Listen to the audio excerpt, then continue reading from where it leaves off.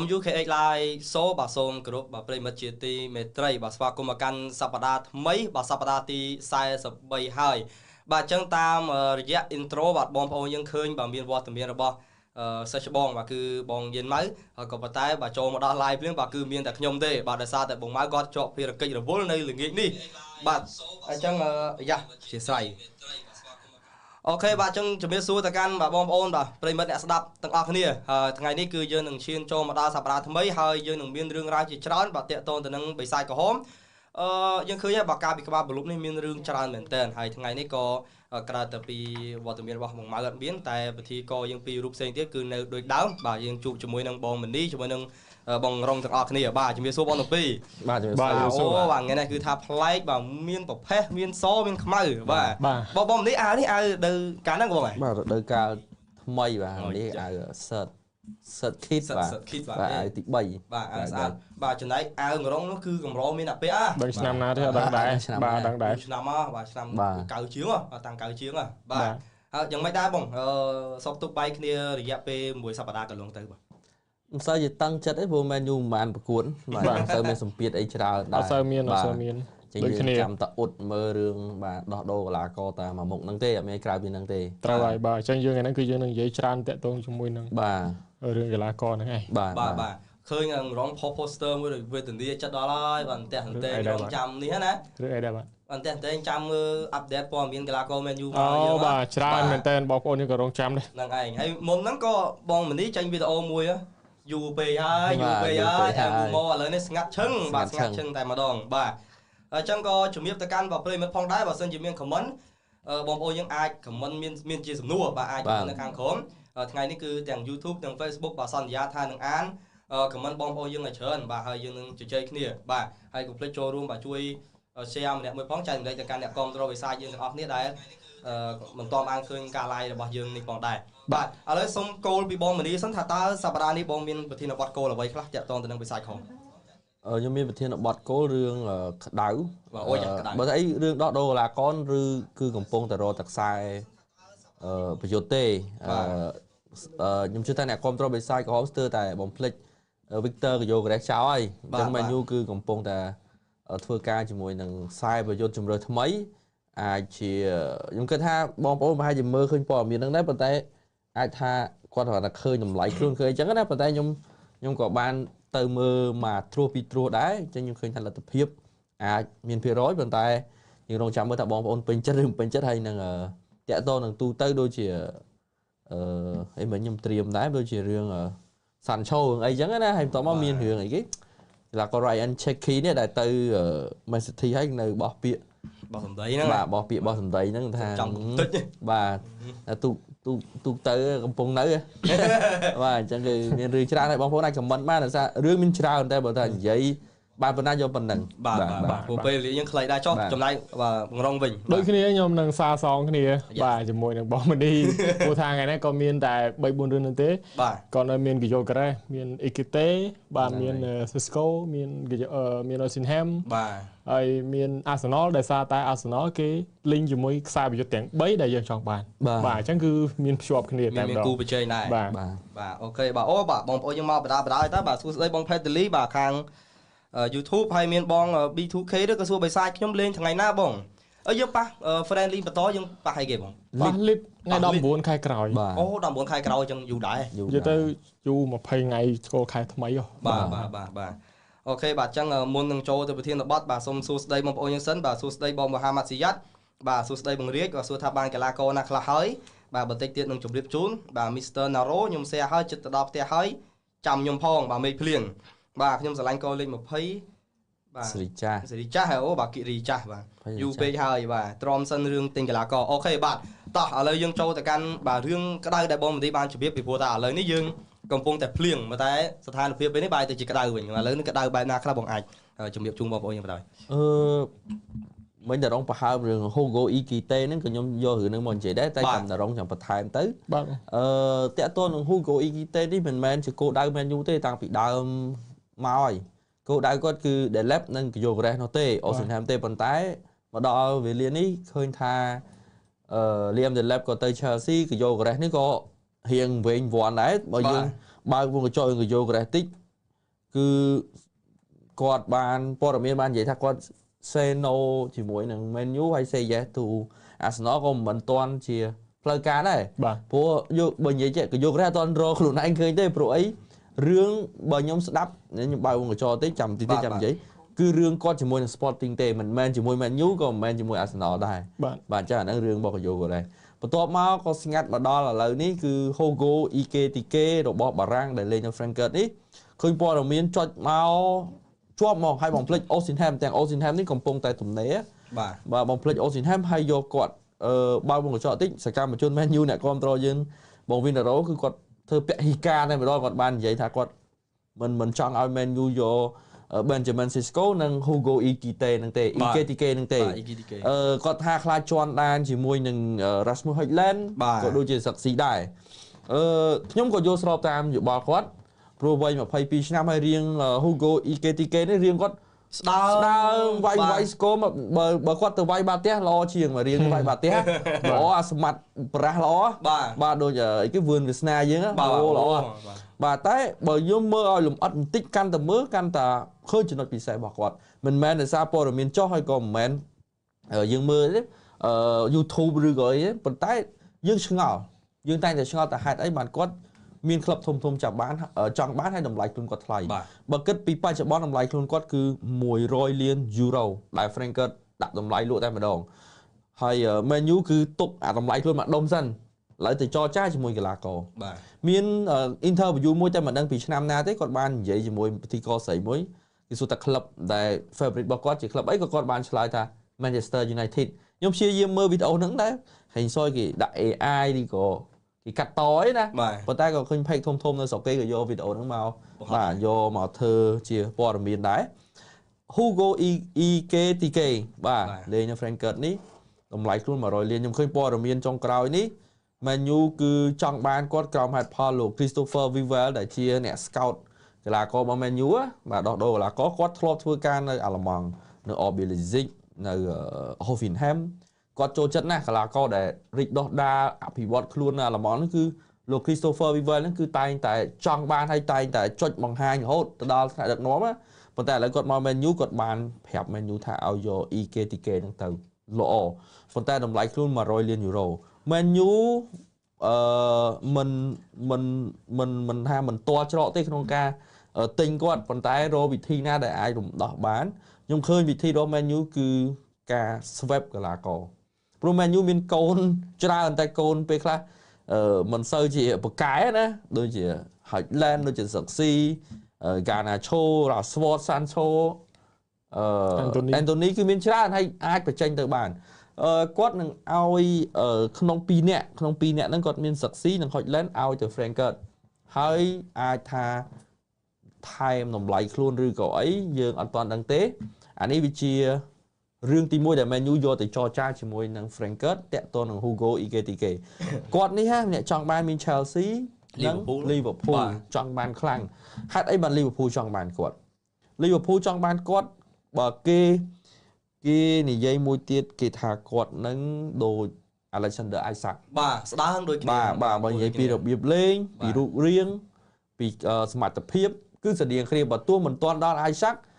ប៉ុន្តែគេថាគាត់ដំណើរទៅដូច Isak របស់ Newcastle អញ្ចឹងLiverpool បើសិនជាយក Isak មិនបានក៏គាត់ចង់បាន Hugo Ekitike នឹងដែរ Man U ក៏ឆ្លៀតពេលនេះចង់បានរូបគាត់ដែរប៉ុន្តែប្រថុយប្រឋានមានការលើកឡើងមកច្រើនតាក់ទងនឹងសមត្ថភាពគាត់ហើយតម្លៃខ្លួនគាត់គឺស្ដាយគេខ្លាចខុសគេខ្លាចជន់ដានចាស់ប៉ុន្តែសម្រាប់ខ្ញុំពេលនេះគឺបើទស្សនៈខ្ញុំគឺខ្ញុំបើកចិត្តជានិច្ចថាចាប់ពីពេលនេះទៅគឺអ្នកណាចង់មក Man U គឺត្រូវតែយកមកដូចលោក Jason Baycock លោក Omar គាត់និយាយថាយកកីឡាករណាដែលស្រឡាញ់ Man U នឹងចង់មក Man U គឺអភិវឌ្ឍខ្លួនគឺជារឿងក្រៅទេខ្ញុំមើលខ្ញុំឆ្ងល់ដែរខ្ញុំប៉ិនឆ្ងល់ខ្ញុំឆែកមើល Ekitike ហ្នឹងខ្ញុំមើលគាត់លេងនៅ Frankfurt គាត់លេងប្រយុទ្ធកណ្ដាលទេប៉ុន្តែខ្ញុំស្ថិតិខ្ញុំមើល10ប្រកួតចុះទៅក្រោមបាទមុនចប់ដល់ការ10ប្រកួតទេបើមិនសុទ្ធចូលក៏អាស៊ីសបើមិនអាស៊ីសក៏សុទ្ធចូលអាស៊ីសរាល់ការប្រកួតជាញឹកញយបាទយើងមើលស្ថិតិគាត់ដែរអញ្ចឹងយើងគិតថាវាយ៉ាងដែរប៉ុន្តែបើមើលរូបរាងគាត់វាស្គមក៏ប្រឹងមើលអីដូចបង Vinaro ក៏លើកឡើងថា ប្រយ័ត្នប្រយែងមើលតែអាហ្នឹងបើមិនបថុយបើមិនសាក់វាមិនដឹងព្រោះយើងខុសច្រើនហើយបើមានអេនតូនីមានសាន់ឆូមានអីបើខុសម្ដងទៀតក៏វាមិនមែនជារឿងបញ្ហាដែរប៉ុន្តែខ្ញុំគិតថាការសម្រិតសម្រាំងចុងក្រោយនេះខ្ញុំគិតថាអាចជារូបរាងមួយថ្មីសម្រាប់ EKTK ប៉ុន្តែរឿងវិវត្តទៅមុខទៀតយើងមិនដឹងតកតនតម្លៃខ្លួនសម្រាប់ EKTK បាទដរងមានអីបន្ថែមខ្ញុំបន្ថែមចំណុចចុងក្រោយដែលបងលើកឡើងតកតងជាមួយនឹង100លានយូរ៉ូវាស្មើនឹង90លានផោនបាទឬក៏120លានដុល្លារបាទវាឡើងដល់ហ្នឹងអញ្ចឹងយើងនិយាយ100លានហ្មងតែបាទដោយសារតែរឿងតម្លៃខ្លួននេះគឺធ្វើឲ្យខ្ញុំអត់គិតអីទៀតតកតងជាមួយនឹង Hugo បាទស្រួលHugo ចាកាលពិតទៅយើងអត់បានមើលអីច្រើនក្រៅពី YouTube ទេបើតកតងជាមួយនឹងទម្រង់លេងគាត់ហើយយើងមើលសិតិគាត់ដូចគ្នាគឺដូចជាបាន20គ្រាប់ហើយក្នុង40ប្រកួតបូក12 assist ទៀតវាបាន34 AG បាទ goal assist បាទវាគឺជាស្ថិតិដ៏ច្រើនក៏ប៉ុន្តែសម្រាប់តម្លៃខ្លួនបែបនេះគឺខ្ញុំគិតថាបើសិនខ្ញុំជាថ្នាក់នាំគឺខ្ញុំអត់ទិញទេថ្លៃខ្លាំងណាស់ហេតុអីបានយើងត្រូវចាយលុយ100លានទៅលើកីឡាករវ័យ22ឆ្នាំដែលស្ថិតិគាត់មិនណាស់ណាទេយើងមើលកីឡាករដែលមានតម្លៃខ្លួនត្រឹមតែ30លានទេឌីឡាប់គាត់ក៏សុទ្ធបាន10គ្រាប់ជាងគាត់ក៏អស៊ីបានច្រើនផងដែរហើយបើយើងនិយាយពីអ្វីដែលយើងត្រូវការពេលនេះខ្ញុំចូលចិត្ត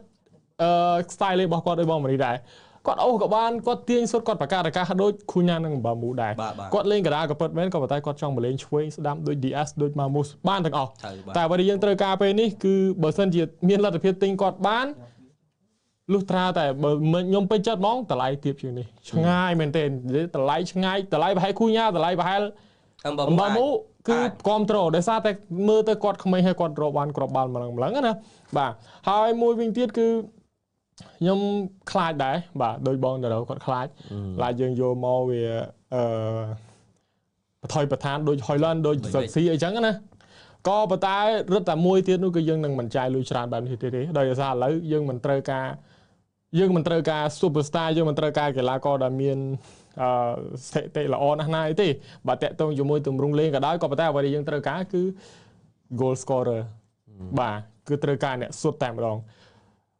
EKTK នេះយកមកមិនមែនយកមកលេងទេខ្ញុំគិតណាយកមកគឺគាត់នៅរៀនសូត្រសិនពី3ឆ្នាំមុនគាត់នៅលេងនៅ Reims និង PSG ក៏គាត់មករដូវកាលសឹងតែពិបាករកគ្រាប់បាល់ហ្មងបាទមួយខែទៅមួយខែពិបាករកគ្រាប់បាល់មែនទែនអញ្ចឹង22ឆ្នាំខ្ញុំគិតថាគាត់មកដល់គាត់នឹងមិនខ្លាយជាខ្សែប្រយុទ្ធធំជាង Rasmus Hojlund ធំជាង Xerxes នោះទេតែ Xerxes យើងអត់ចង់និយាយទេដោយសារតែគាត់បើលេងកណ្ដាលក៏គាត់លេងជំនួសគេដែរអញ្ចឹងខ្ញុំគិតថាគាត់នឹងមករៀនសូត្របន្ថែមទៀតបាទបើសិនជាមានអ្នកណាម្នាក់ដល់ឥឡូវថាយើងមាន Robin van Persie ម្នាក់ចុះតែគាត់ចិត្តផុតកងតាឬក៏ចិត្តទៅក្លឹបផ្សេងទេយើងទិញគាត់មក100លានក៏ទិញដែរបាទក៏ប៉ុន្តែបើយើងយកមកគាត់100លានយកមកប្រើពេលយូរទៀតដើម្បីបកហាត់ណាបាទព្រោះយើងមើលទៅគាត់ទៅតែលេចឈ្មោះនៅ Frankfurt នេះហើយនៅក្មេងខ្លាំងមែនទែនតែបើនិយាយសរុបមកវិញគឺអត់មានស្អប់អត់មានអីកីឡាករទេក៏តែដោយសារតម្លៃខ្លួនគឺធ្វើឲ្យយើងលើករឿងទាំងអស់នោះឡើងមកវិញបាទសម្រាប់ខ្ញុំផ្ទាល់ខ្ញុំអត់មានគិតអីតាក់ទងជាមួយនឹងក្លឹបអីទេក៏តែអានេះអារម្មណ៍អ្នកគ្រប់គ្រងទេខ្ញុំគិតថាมันគួរចាយលើកីឡាករដែលមាន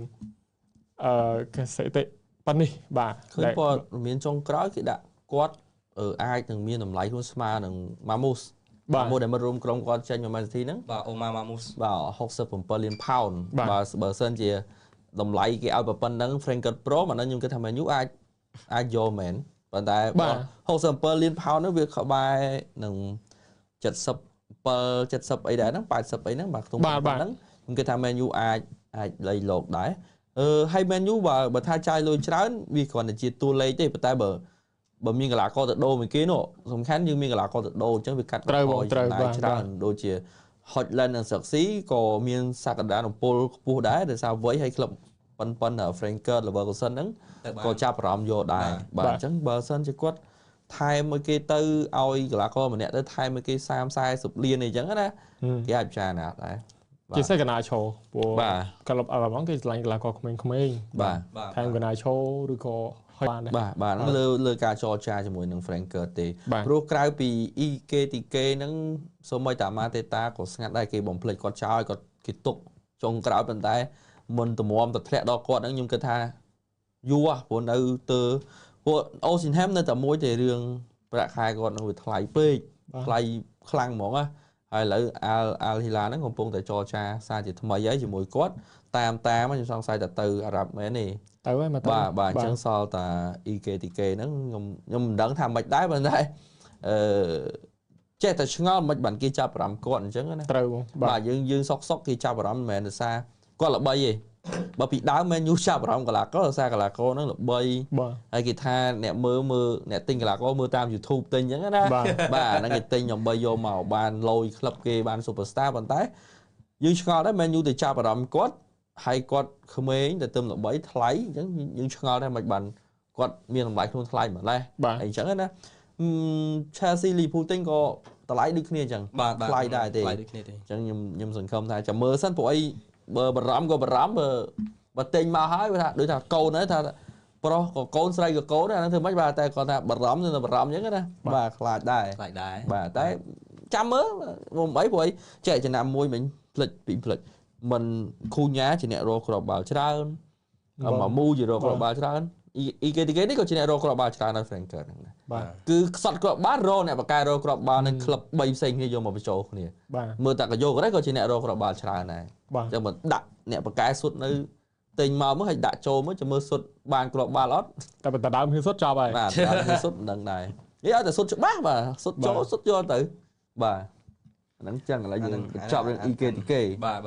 តែបើយើងស្ដាយដែរដោយសារជាទូទៅបងប្អូនយើងដឹងហើយបាទក្រុមការងារយើងវាច្រើនផ្ដោតលើអង់គ្លេសច្រើនយើងមិនសូវបានទៅតាមដានកីឡាករនៅអាល្លឺម៉ង់ណាប៉ុន្តែ EKTK នេះខ្ញុំចាំបានការដែលខ្ញុំ live PSG ប៉ុន្តែគាត់អាណិតគាត់ដែរការគាត់នៅហ្នឹងគឺ PSG គេសិតតែ superstar ច្រើនគាត់ពាំងទាំង Mbappe ទាំង Gonzalo Ramos បាទអញ្ចឹងគឺឱកាសនៅក្នុងការបង្ហាញខ្លួននៅ PSG ហ្នឹងគឺមិនសូវមានទេឃើញមកយូរម្ដងជួនណាលេងមិនបាន11អ្នកដំបូងទេបាទនាទី6 7ទេទៅបញ្ចូលមកហើយខ្ញុំទៅតែសម័យឃើញថាខ្ញុំក៏ធ្លាប់ live ពេលគាត់លេងដែរហើយយើងក៏មិនទៅចាប់អារម្មណ៍មិនខ្លាំងណាប៉ុន្តែបើយើងមើលតាម YouTube ឃើញថាអូខេបើមើលទៅវាអាចដែរប៉ុន្តែមិនដឹងថាមកនេះវាយ៉ាងម៉េចបាទតែបងនេះគាត់ថារៀងស្ដើងដូច Isaac ប៉ុន្តែអានេះយើងមើលងាយបានអារៀងរើនេះបាទយើងមើល Haaland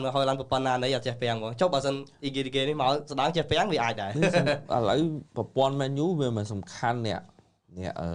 ពាំងអ្នកអីទេបាទសំខាន់សុទ្ធហ្មងសុទ្ធឲ្យចូលឲ្យចេះសុទ្ធបាទព្រោះបើយើងប្រៀបធៀបពីការលេងប្រកួតរដូវកាលមុន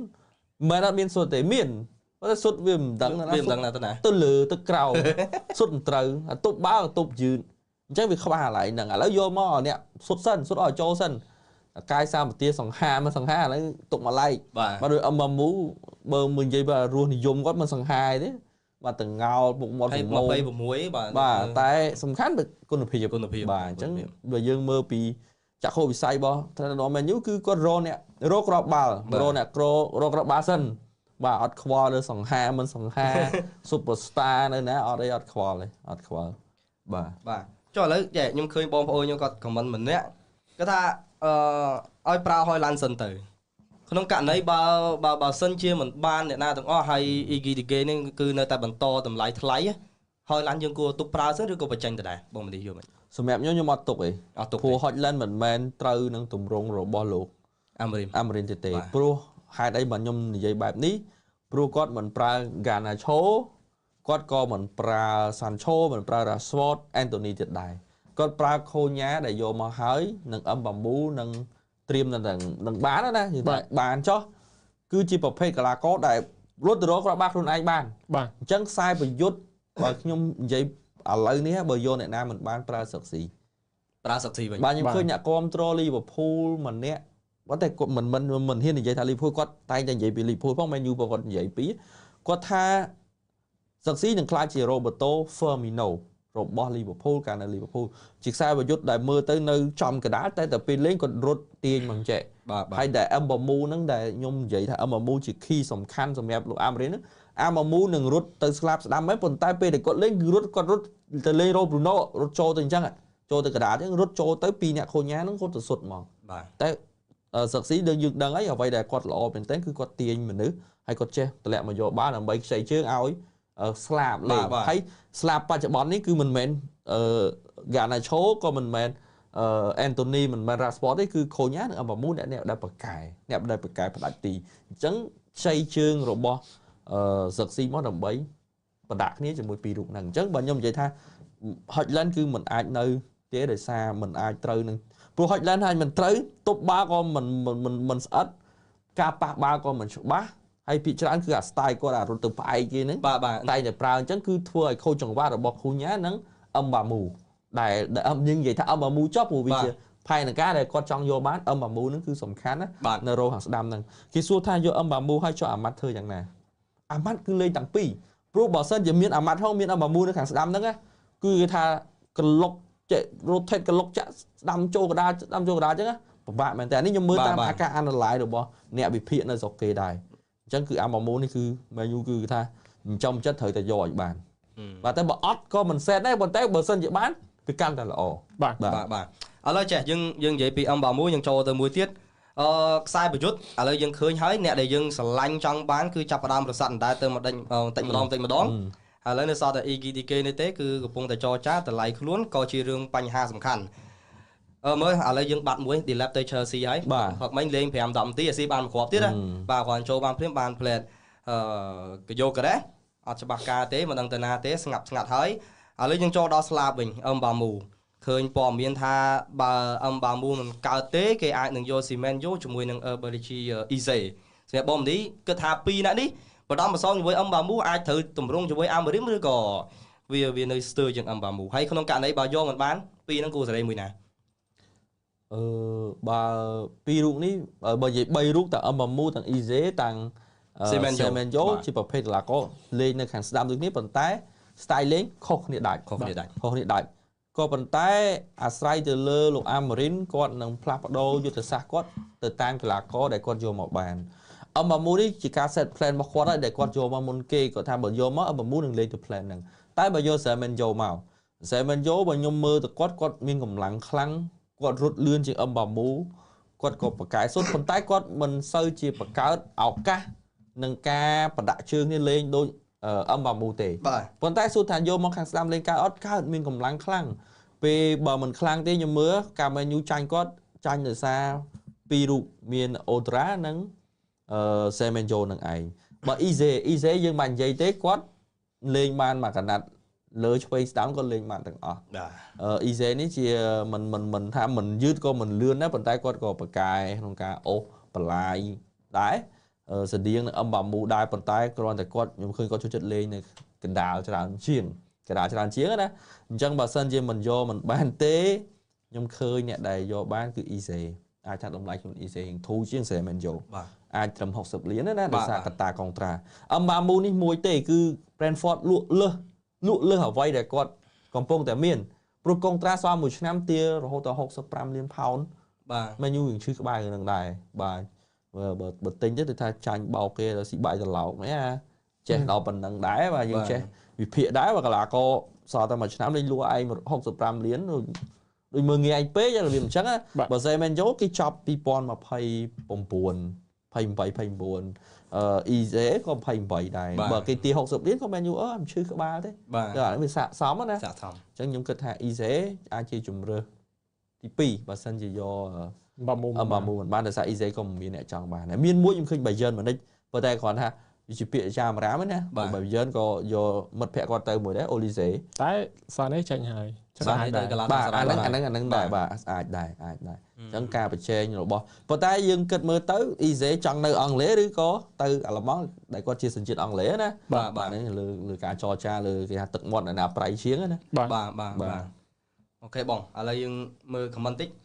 បាទចំនួនតាហាក់ចាយលុយច្រើនណាស់តែចំណាត់ថ្នាក់វិញចប់បាទបានពីពីដែរតាហាក់ចប់មិនបើតាហាក់ល្អជាងតែរឹមទេបើនិយាយពីលេងណាបើតម្រងយើងកុំតនិយាយបាទលេងល្អពីនក៏បានជាងបាទយើងពិបាកដែរចំនួនតាហាក់ក្លឹបដែលខ្លាំងតែក្លឹបដែលមានដែលយើងដឹងបើចំនួនតារឹមមកនេះក្លឹបខ្លាំងម៉ែ Nottingham ក៏ឡើង Nottingham Aston Bournemouth នេះ Brentford ទាំងអស់ Brentford បាទ Brighton យើងស្ងាត់ជើងវិញខ្លាំងមែនតើដល់ពេលអញ្ចឹងក្លឹបមុំតែមានយើងឆ្ងល់ហេតុអី Liverpool ទិញកីឡាករច្រើននេះ Liverpool គាត់ដឹងរឿងទៅមុខទៅមុនថាការប្រកួតប្រជែងនៅ Premier League មិនមែនដូរឆ្នាំនេះទេឆ្នាំក្រោយរត់តែតឹងយកឆ្នាំនេះទៀតអញ្ចឹងត្រូវតែទិញកីឡាករមានលុយប្រមាណប្រមូលទិញមកអស់ទិញឲ្យជាប់ PSR មិនគិតទៀតលេងសិនទៅព្រោះគាត់ប្រើកីឡាករដែលមាន ពីតែក្លប់មកយូរឆ្នាំដែរតាមចុងក្រោយអញ្ចឹងគាត់គិតអីឃើញគាត់ចង់បានអីគេ Anthony Gordon 100 លានក៏ទិញដែរឲ្យតែព្រមលក់ទិញខ្វល់ឥឡូវអត់មានខ្វល់ទេព្រោះអីលុយមានខ្វះណាបាទលុយច្រើនអ្នកពៀនប៉ុណ្ណឹងដែរអត់លុយបាទហើយមកកណោឬគ្មានលឺសូជាប់កាក់នៃជាប់អីបងអត់ទេគេឈ្នះពៀនរាល់ឆ្នាំបាទមានត្រូវនេះទេបាទហើយយើងក៏កម្រឃើញលីវើពូលចាយច្រើនអញ្ចឹងបាទមកយូរម្ដងគេនិយាយជាប់គាត់លក់គាត់ចាយម្ដងហ្នឹងគាត់លក់ Continue បានលុយច្រើនហ៎គាត់ទិញ Alisson Becker គាត់ទិញ Van Dijk គាត់ទិញនោះនេះបាទហ្នឹងគាត់មានលុយហើយគាត់លក់បានណាបាទគាត់ទិញហើយបាទនេះបងសុកលៀបបាទសំណួរហ្នឹងវាទៅក្រុងហើយបងក្រុងបានតាមដានអត់បាទគាត់ថាតាវ៉ាន់កៅថាក្លឹបយើងក្លឹបចំនួនបាទទិញថ្លៃប៉ុន្តែលក់ធូរបាទឃើញមួយថ្ងៃមួយគាត់និយាយចឹងដែរបាទលោកលូវីសវ៉ាន់កៅយើងណាអីដែរបាទយ៉ាងណាដែរវាអត់មានអីចម្លែកទេព្រោះយើងមិនដែលលក់បានថ្លៃផងបាទព្រោះយើងមិនចិញ្ចឹមកន្លះក៏លក់ទេយើងទិញមកលេងហើយដល់ពេលលេងកើតលក់បានធូរវាជារឿងធម្មតាទេព្រោះក្លឹបផ្សេងក៏ដូចគ្នាដែរហើយវាអត់មានចំពេលណាដែលយើងវានិយាយទៅវាអត់ត្រូវពេលសោះហ្មងបាទឥឡូវឧទាហរណ៍កីឡាករពងឡើងជើងដូច Rashford កាលឆ្នាំ2016ចុះគាត់16 17គាត់ពង debut គាត់ឡើងជើងបាទมันអត់ក្លឹបទិញទេមកដល់ឆ្នាំ2018ក៏មានរៀលក្លឹបដាក់សំណើមានអីដែរបាទក៏ប៉ុន្តែនៅតែអត់លក់ព្រោះថា Man U มันចំកីឡាករល្អលក់ទេល្អដាក់ឲ្យលេងហ្មងបាទគាត់មានដើរទិញកីឡាករល្អពីគេ Superstar ហ្នឹងសូម្បីតែ Bellingham Erling Haaland Sancho ហ្នឹងផ្ទុះនៅអាល្លឺម៉ង់ជាង Ekitike នេះរាប់ដងផ្ទុះច្រាក់ខ្លាំងជាងនឹងទៅទៀតនិយាយទៅមកស្លាប់ស្ដាំគាត់នៅអាល្លឺម៉ង់គឺគាត់ស៊ីដាច់គេហើយបាទក៏ប៉ុន្តែពេលមកដល់វាលេងបង្កើតអីចឹងទៅបាទអញ្ចឹងMan Uមិនជាក្លឹបចិញ្ចឹមកីឡាករលក់ទេអញ្ចឹងលក់បានថោកជាងទិញគឺវាជារឿងធម្មតាបាទនេះវាជារឿងធម្មតាអញ្ចឹងហ្មងយើងមិនដូច Benfica ដូចអីដែលបណ្ដោះក្មេងៗមកលក់បានរាប់រយណាបាទដូច Frank ហ្នឹងបាទចង់ដាក់លក់Patrick ដូចលេងនៅនឹងដែរ Patrick បាទក៏ឥឡូវឃើញតម្លាក់តម្លៃខ្លួននៅកាល Euro 2020 គត់បាទដាក់អូថ្លៃណាស់មិនប៉ុណ្ណឹងទេហ្នឹងហើយមិនប៉ុណ្ណឹងទេឥឡូវនេះនឹងប្រហែលលានហ្នឹងបាទអញ្ចឹងគាត់ធ្លាក់កោដដែរអញ្ចឹងធ្លាក់កោដខ្លាំងបាទតែវិញខ្ញុំស្គាល់គាត់ឲ្យពេលមកជើងកណ្ដាលតារាងចូលបាទចាប់ដល់ស្គាល់ Patrick Schick ហ្នឹងបាទអូខេបាទអូនិយាយរឿង Rashford ឥឡូវយើងឃើញថា William ដូចរងចាំតែ Barcelona ទេឥឡូវបើ Barcelona យក William ចុះ Rashford មិនមកយើងវិញRashford បោះយើងទេក៏ប៉ុន្តែបោះយើងហើយគាត់មានពេល2ទៅ3សប្តាហ៍បើសិនជាមិនដើរចូល Carrington ទេគាត់នឹងដឹងថាចេញ 100% ឯងក៏ប៉ុន្តែអត់ដឹងថាអាចនឹងខ្ចីជើងច្រើនជាងបើសិនជាគាត់មិនចូលជំរុំវិញព្រោះថ្ងៃទី1ខែក្រោយនេះគឺត្រូវប្រមូលផ្ដុំកីឡាករវិញហើយបាទដើម្បីត្រៀមលេងនៅថ្ងៃទី19បាទទាំងកីឡាករទិញថ្មីដូចគ្នាដូច្នេះបិសាយក្រហមនៅមានពេល2អាទិត្យទៀតមុននឹងដាច់ខែណាបាទដើម្បីប្រមូលកីឡាករមកឆាប់បានវឹកហាត់បែបឆាប់បានលេងវិញខ្ញុំឃើញក្លឹបចុងក្រោយដូចជាក្លឹបអង់គ្លេសដូចជា Newcastle បាទ Newcastle លេងនឹង Spurs បាទតាក់ទងជាមួយនឹង Rashford ក៏ប៉ុន្តែកំពុងតែសិក្សាតាក់ទងជាមួយនឹងតម្លៃខ្លួនព្រោះថាមានតែ2ទេគាត់ប្រាក់ខែគាត់ថ្លៃពេកហើយកត្តាមួយទៀតគឺកត្តាទី2នោះគឺកត្តាកីឡាករខ្លួនឯងមិនព្រមតម្លាក់ត្រូវហើយវាប៉ុណ្ណឹងទេបាទបើនិយាយពី Rashford នេះគឺអត់មានអីស្មុគស្មាញដូចកណាឆោហើយកណាឆោគាត់ចង់នៅអង់គ្លេសបាទក្លឹបផ្សេងចរចារៀងពិបាកតិចតែ Rashford នេះចង់ទៅណាក៏បានដែរក្លឹបផ្សេងគេចង់បានគាត់ច្រើនតែប្រាក់ខែគាត់ថ្លៃពេកមិនតែ Sancho ទេមិនតែ Rashford ទេ Sancho ក៏ដូចគ្នាប្រាក់ខែថ្លៃអត់មើលទម្រង់ខ្លួនឯងហើយកតាអាយុក៏វាច្រើនបាទហ្នឹងមានតែអារ៉ាប់ទេមិនសួរផ្ទុះអពតមានចុងក្រោយចេញទៅអារ៉ាប់មករដូវកាលអីសិនណាដើម្បីដោះរឿងប៉ុន្តែខ្ញុំគិតថាវាមិនដល់ថ្នាក់ត្រូវដោះរឿងដូចអីគេ event Tony ដែលទៅបាទ Rashford តម្លាក់ទៅ Dortmund ទៅអីទៅអត់ព្រមបាទ Man U លក់តែ30-40 លានណាបាទ30-40 លានអស់ហើយប៉ុណ្ណឹងបាទ Sancho ហ្នឹងកតាវ័យកតាកុងត្រាគាត់វាតម្លៃមកបានប៉ុណ្ណឹងបាទហើយខ្ញុំពិបាកដែររឿងប្រាក់ខែដោយសារមាន agent មានអីដូច Casemiro ក៏ជាកតាចម្បងដែរប្រាក់ខែថ្លៃនៅ Man U វ័យក៏ច្រើនណាច្រើនហើយប៉ុន្តែកាត់ហើយប្រាក់ខែ Casemiro គេចេញព័ត៌មានមកគេកាត់ហើយអាចនឹងកាត់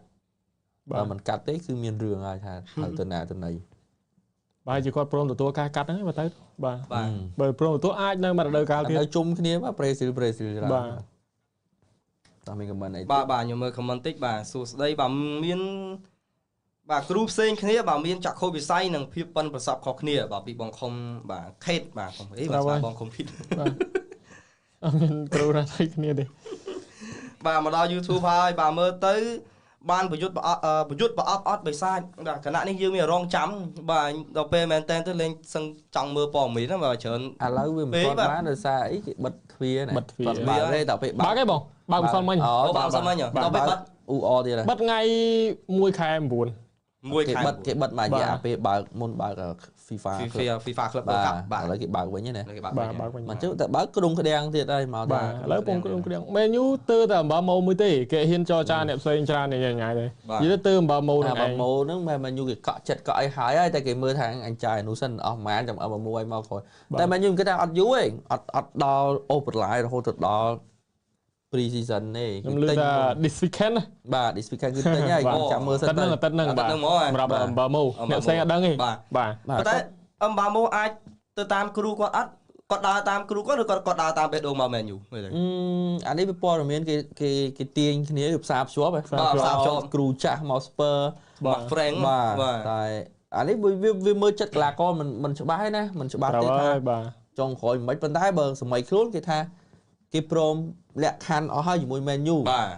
អូខេអស់ហើយប្រាក់ខែគេអូខេគ្នាអស់ហើយ បាទ នៅតែ Man U ចរចាជាមួយតែ Brentford ទេរឿងតម្លៃហ្នឹង បាទ Man U គេឲ្យដល់ប៉ុន្មាន55លានផោន 40បូក5បាទ45បូក5 55ហ្នឹងហើយ ទាគេខុសគ្នាបន្តិចហ្នឹងតែ ខុសគ្នា10 60គត់ទៅនិយាយស្មាន60គត់លក់បដ ម្នាក់5បាទ គេចង់បានប្រហែលខូញ៉ានិងលើខូញ៉ាបាទវាពិបាកដែរឥឡូវចង់បានលើខូញ៉ាមែនយូបងមលុះដូចឲ្យ Volver ដែរបាទមែនយូទិញ Volver គេមានអ្នកខាងគេបងជាដំណាក់កាលណាបាទបងដំណាក់កាលបងមលុះវារៀងនេះពេកបងនេះដំណាក់កាលបាទមានតែប៉ុណ្្នឹងទេរឿងមែនយូមកមុននេះគឺមែនយូគឺតាមួយម៉ាត់ជាមួយនឹងអូខេតាឥឡូវអូខេប៉ុណ្្នឹងមួយ Brentford here we go បាទដល់ប៉ុណ្្នឹងបាទអេនេះបងខ្សែប្រយុទ្ធរបស់ Vol ដែលលេងជាខូញ៉ាឈ្មោះអីខ្សែប្រយុទ្ធរបស់ Vol ដែលលេងជាមួយខូញ៉ាឈ្មោះអីខ្សែប្រយុទ្ធ Vol មានឥឡូវនេះឃើញឡាសុនហ្នឹងឯងឡាសុនហ្នឹងមកក្រោយទេតែមុនហ្នឹងមានអីគេមាននេះហាងវាងអីគេនេះ ពីច័ន្ទវាង បាទច័ន្ទវាងក្រែងដំបង មានម្នាក់ទៀត Martinez អីមែនម៉ាទីនេស គេពាក់មុខហ្នឹងពាក់មុខ Jimenez អូ Raul Jimenez បាទច្រឡំ Martinez នេះដូចគ្នាតែ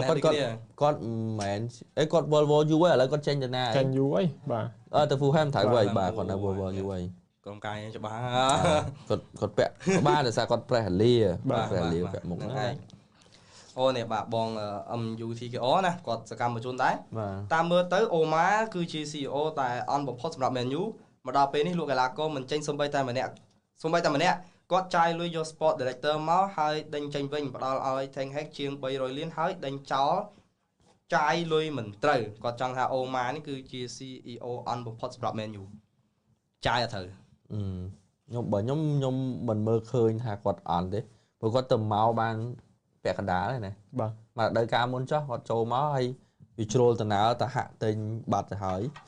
តែការដេញ Sport Director ចោលលោក Dana Sport ហ្នឹងមិនមែនសារចាយលុយវាមានរឿងចាយលុយខុសដែរហើយទី2រឿងដែលយើងដឹងគឺគាត់មិនគ្រប់គ្រងឲ្យ Man U យកលោក Amarin ណាបាទគាត់ចង់ឲ្យយកអ្នកផ្សេងដល់ពេល Graham អីបាទ Graham Potter បាទអញ្ចឹងបានន័យថាលោកអូម៉ាបេរ៉ាដា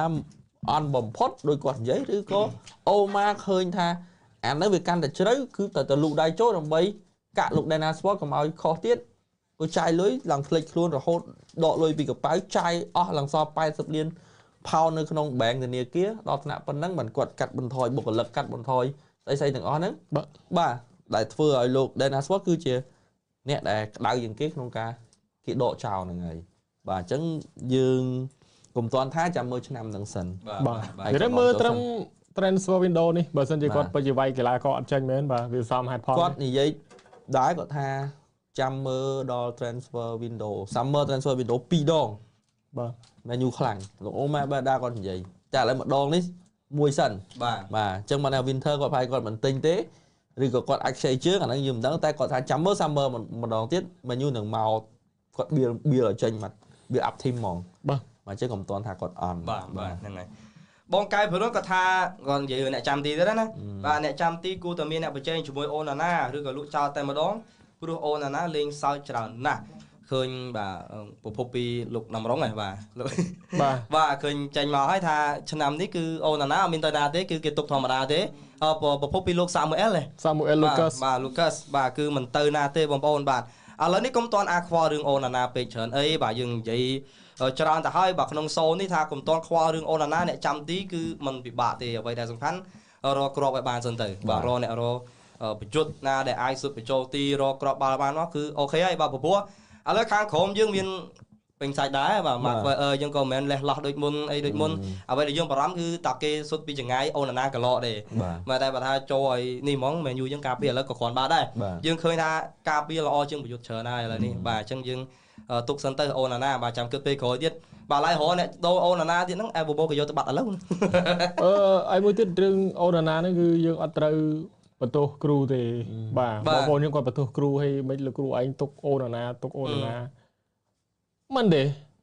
បន្ទោសថ្នាក់នាំក៏អត់ត្រូវដែរទី1លទ្ធភាពដែលគាត់អាចចេញបានលុះត្រាគេទិញបាទអត់មានតែទិញផងហើយទី2លុះត្រាតែបតចុះថ្នាក់នាំរបស់បិសាយក្រហម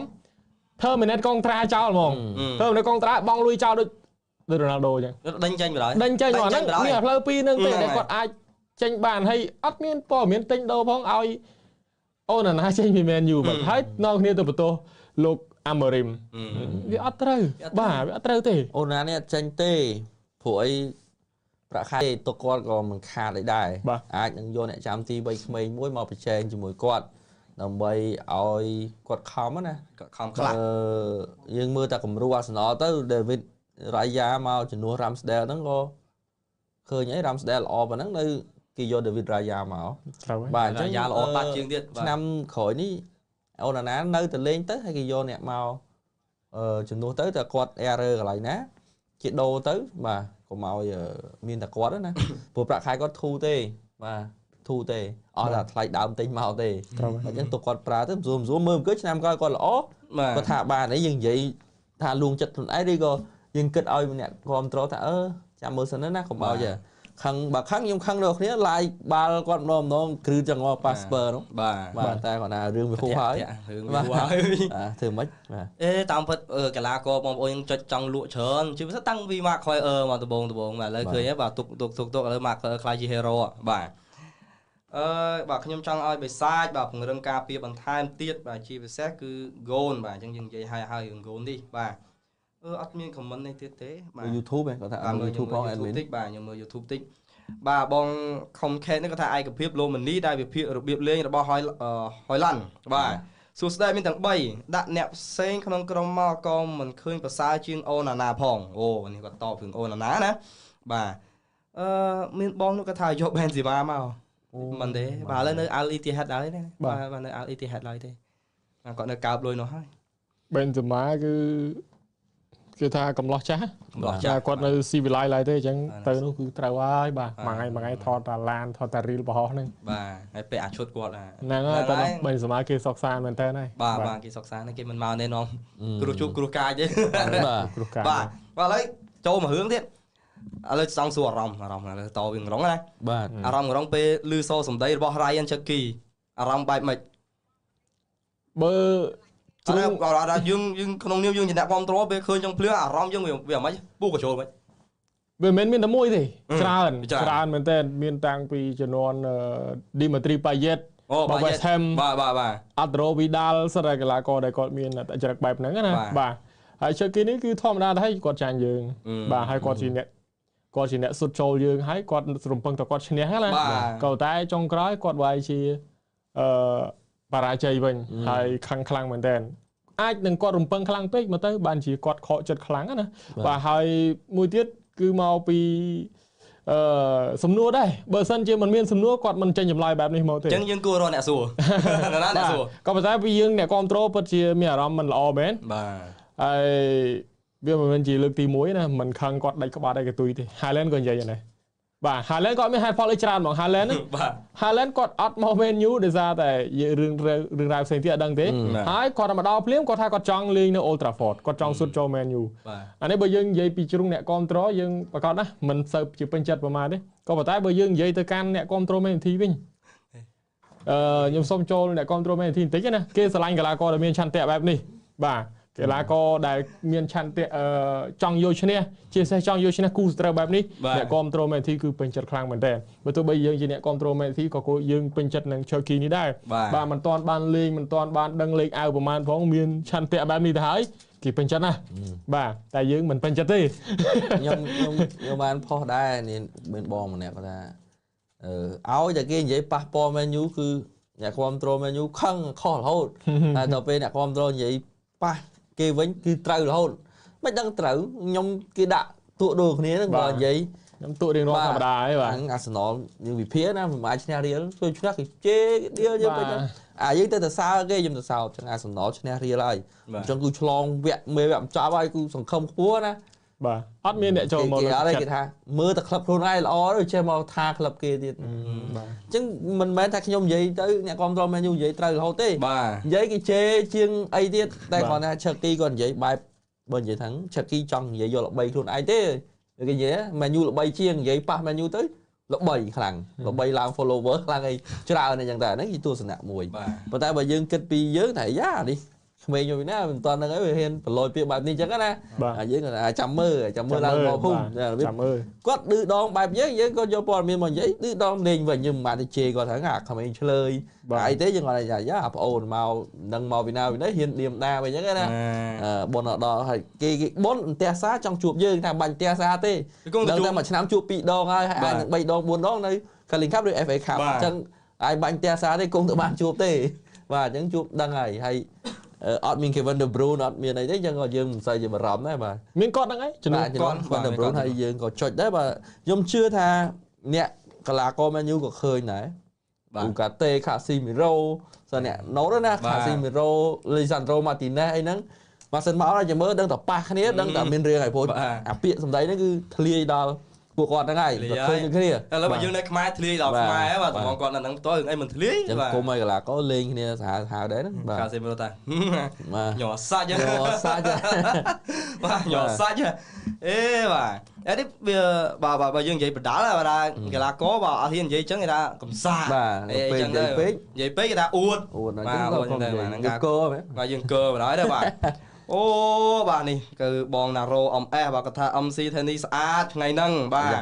ហើយបាទមានប៊ុនរងប្រុសស្អាតហើយអាវស្អាតទៀតបាទអាវហ្នឹងទិញទៅណាបាទម៉ៅស្ពតបាទអានេះនៅម៉ៅស្ពតបាទអត់សូវមានអ្នកសួរហ៎បងប្អូនពាក់ទៅប្លែកហើយបាទមកផ្លូវគឺមានតែឯងបាទខ្ញុំស្រឡាញ់អឹមបងម៉ូណាស់ទាំង style លេងអានេះ comment YouTube បាទកយោក្រេះអត់បានក៏អត់ចោះតែមិនចង់ឲ្យទៅក្រុមកូនដំរីសោះទៅតែខ្លាចទេបាទខ្ញុំនិយាយរឿងកយោក្រេះតិចទៅបាទចូលដោយសារតែចូល Arsenal ល្មមបាទដូចបង MUKX បង Ricky បាទអូខេបាទគាត់ថាកយោក្រេះជារឿងដែលញ៉ៃញ៉ៃបំផុតបាទភ្នាក់ងារថា Arsenal ជាគោលដៅទី1 24ម៉ោងក្រោយមកសម័យខ្លួនចេញមកនិយាយខ្លួនឯងថាមិនបានបដិសេធនឹងមក Man U វាជារឿងឈួតដល់លីលាបំផុតពេលភ្នាក់ងារយករឿងមកនិយាយជំនួសហើយបើសិនជាយកករណីនិយាយខ្លួនឯងទោះ Arsenal មិនទិញក៏ Man U មិនទិញដែរខ្ញុំឃើញ IG ឬក៏ Twitter ដែលគាត់ add story ខ្លួនឯងគាត់ថារឿងរ៉ាវទាំងអស់នៅលើ media គឺសិតតែរឿងដែលមិនពិតលុះត្រាតែគាត់ចេញមកនិយាយខ្លួនឯងទើបយកជាការបានហើយមកដល់ពេលនេះគាត់អត់ទាន់និយាយយកជាការផ្លូវការអីមួយនោះទេគឺនៅតែមិនបដិសេធមិនអីទាំងអស់តែមុននេះគឺព័ត៌មានមួយរបស់បងប្អូនយើងច្រឡំព័ត៌មាននេះគឺភ្នាក់ងារគាត់ដាក់សំណើទៅរៀលភ្នាក់ងារគាត់អ្នកដាក់សំណើទេហើយរៀលគេ reject ទៅរៀលគេ reject យកក្រេះបាត់ហើយបាទខ្ញុំគិតថាគាត់នឹងមិនទៅ Arsenal ទេសម្រាប់យកក្រេះគឺមិនទៅទេគឺ Arsenal មិនទិញតែម្ដង Arsenal គេចង់បាន Benjamin Sesko ជាងការពិតទៅ Arsenal ក៏ចុចឈ្មោះគាត់នឹង Victor Osimhen នេះក៏ចង់លេង Champions League ដែរហើយ Osimhen កីឡាករអីណាភ្នាក់ងាររបស់គាត់ហ្នឹងគឺជាភ្នាក់ងារដែលស៊ីលុយធំប្រាក់ខែហើយតម្លៃខ្លួនទៀតហើយសម័យខ្លួនចង់តែលេង Champions League ទេដោយសារព័ត៌មានចេញមកប្រហែលជាមួយថ្ងៃគឺលទ្ធភាពនៃ Osimhen មកបិសាយក្រហមគឺ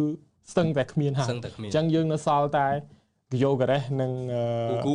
ហូគូនឹងទេបើសិនជាមាន delap មកតាំងយូរហើយអត់មានអីទាំងអស់អញ្ចឹងខ្ញុំគាត់ថាហេតុអីបានជាតម្លៃ65លានរបស់Benjamin Sesko បែរជា Arsenal ថាថ្លៃចង់ឲ្យគេតម្លាក់ចុះយកការ៉េស្មានបានតិចជាងហ្នឹងអីការដែលទិញយកការ៉េទៅកាន់ Arsenal វាជារឿងដែលងាយស្រួលជាងទិញ Benjamin Sesko ងាយស្រួលជាងទិញ Victor Osimhen ទៀតOsimhen គេចង់បានលុយច្រើនហើយគេចង់បានលេង Champions League គេចង់បានលេងក្លឹបដែលលេងល្អជាង Man U ឆ្ងាយតែសម្រាប់យកការ៉េនេះចង់តែលេង Champions League ឬក៏អត់ចង់យើងអត់ដឹងគាត់អត់និយាយបើសិនជាចង់ទិញយកការ៉េគេដាក់គេថា submit official bid បាត់ហើយមកដល់ពេលនេះ Arsenal អត់មាន submit អីទាំងអស់បើសិនជាគាត់ submit រឿងនេះវាកើតឡើង here we go បាត់ហើយនេះគាត់តែគាត់អត់ឃើញអត់ចឹងខ្ញុំគិតថា Arsenal អត់ទិញយកការ៉េទេ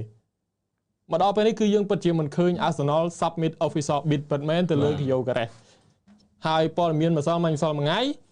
គាត់ចង់ចរចា Benjamin Sesko តម្លាក់អាចនឹង10ឬក៏15លានចុះក្រោម50លានអីបានហើយសម្រាប់ Benjamin Sesko ហ្នឹងបាទគាត់ទិញយើងមើលកន្លែងនេះវាអត់ logic គាត់យកការ៉េក៏តម្លៃប៉ុណ្ណឹង Benjamin Sesko ក៏តម្លៃប៉ុណ្ណឹងតែគេថាគេថ្លៃអញ្ចឹងគាត់អត់យក Sesko គាត់មកយកការ៉េដែលមានវ័យចាស់ជាងហើយតម្លៃខ្លួនប្រហែលអាចនឹងថ្លៃជាងទៀតហើយគាត់អត់ទាន់បាន submit official bid ទៅផងហ្នឹងអញ្ចឹងខ្ញុំគិតថាគេយកការ៉េនិង Arsenal មិនអាចធ្វើការជាមួយគ្នាបានទេបើមិនអញ្ចឹងមិនមែនថ្ងៃមិញ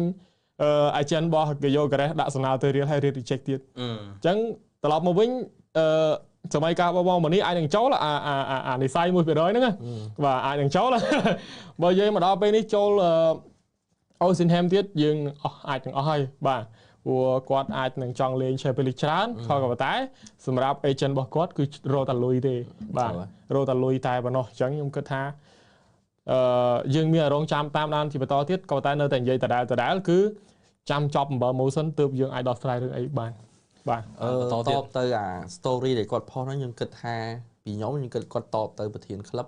Sporting Lisbon បាទព្រោះគាត់ចង់និយាយថាពេលដែលលោកគេឈ្មោះភ្លេចបាត់ហើយខ្ញុំភ្លេចបាត់ហើយលោក Federico Valverde បាទហ្នឹងហើយបាទគាត់ Federico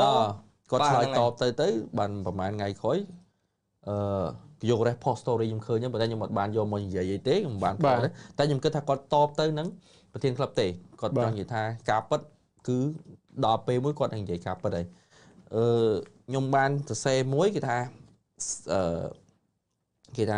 សម័យខ្លួនអូខេជាមួយនឹង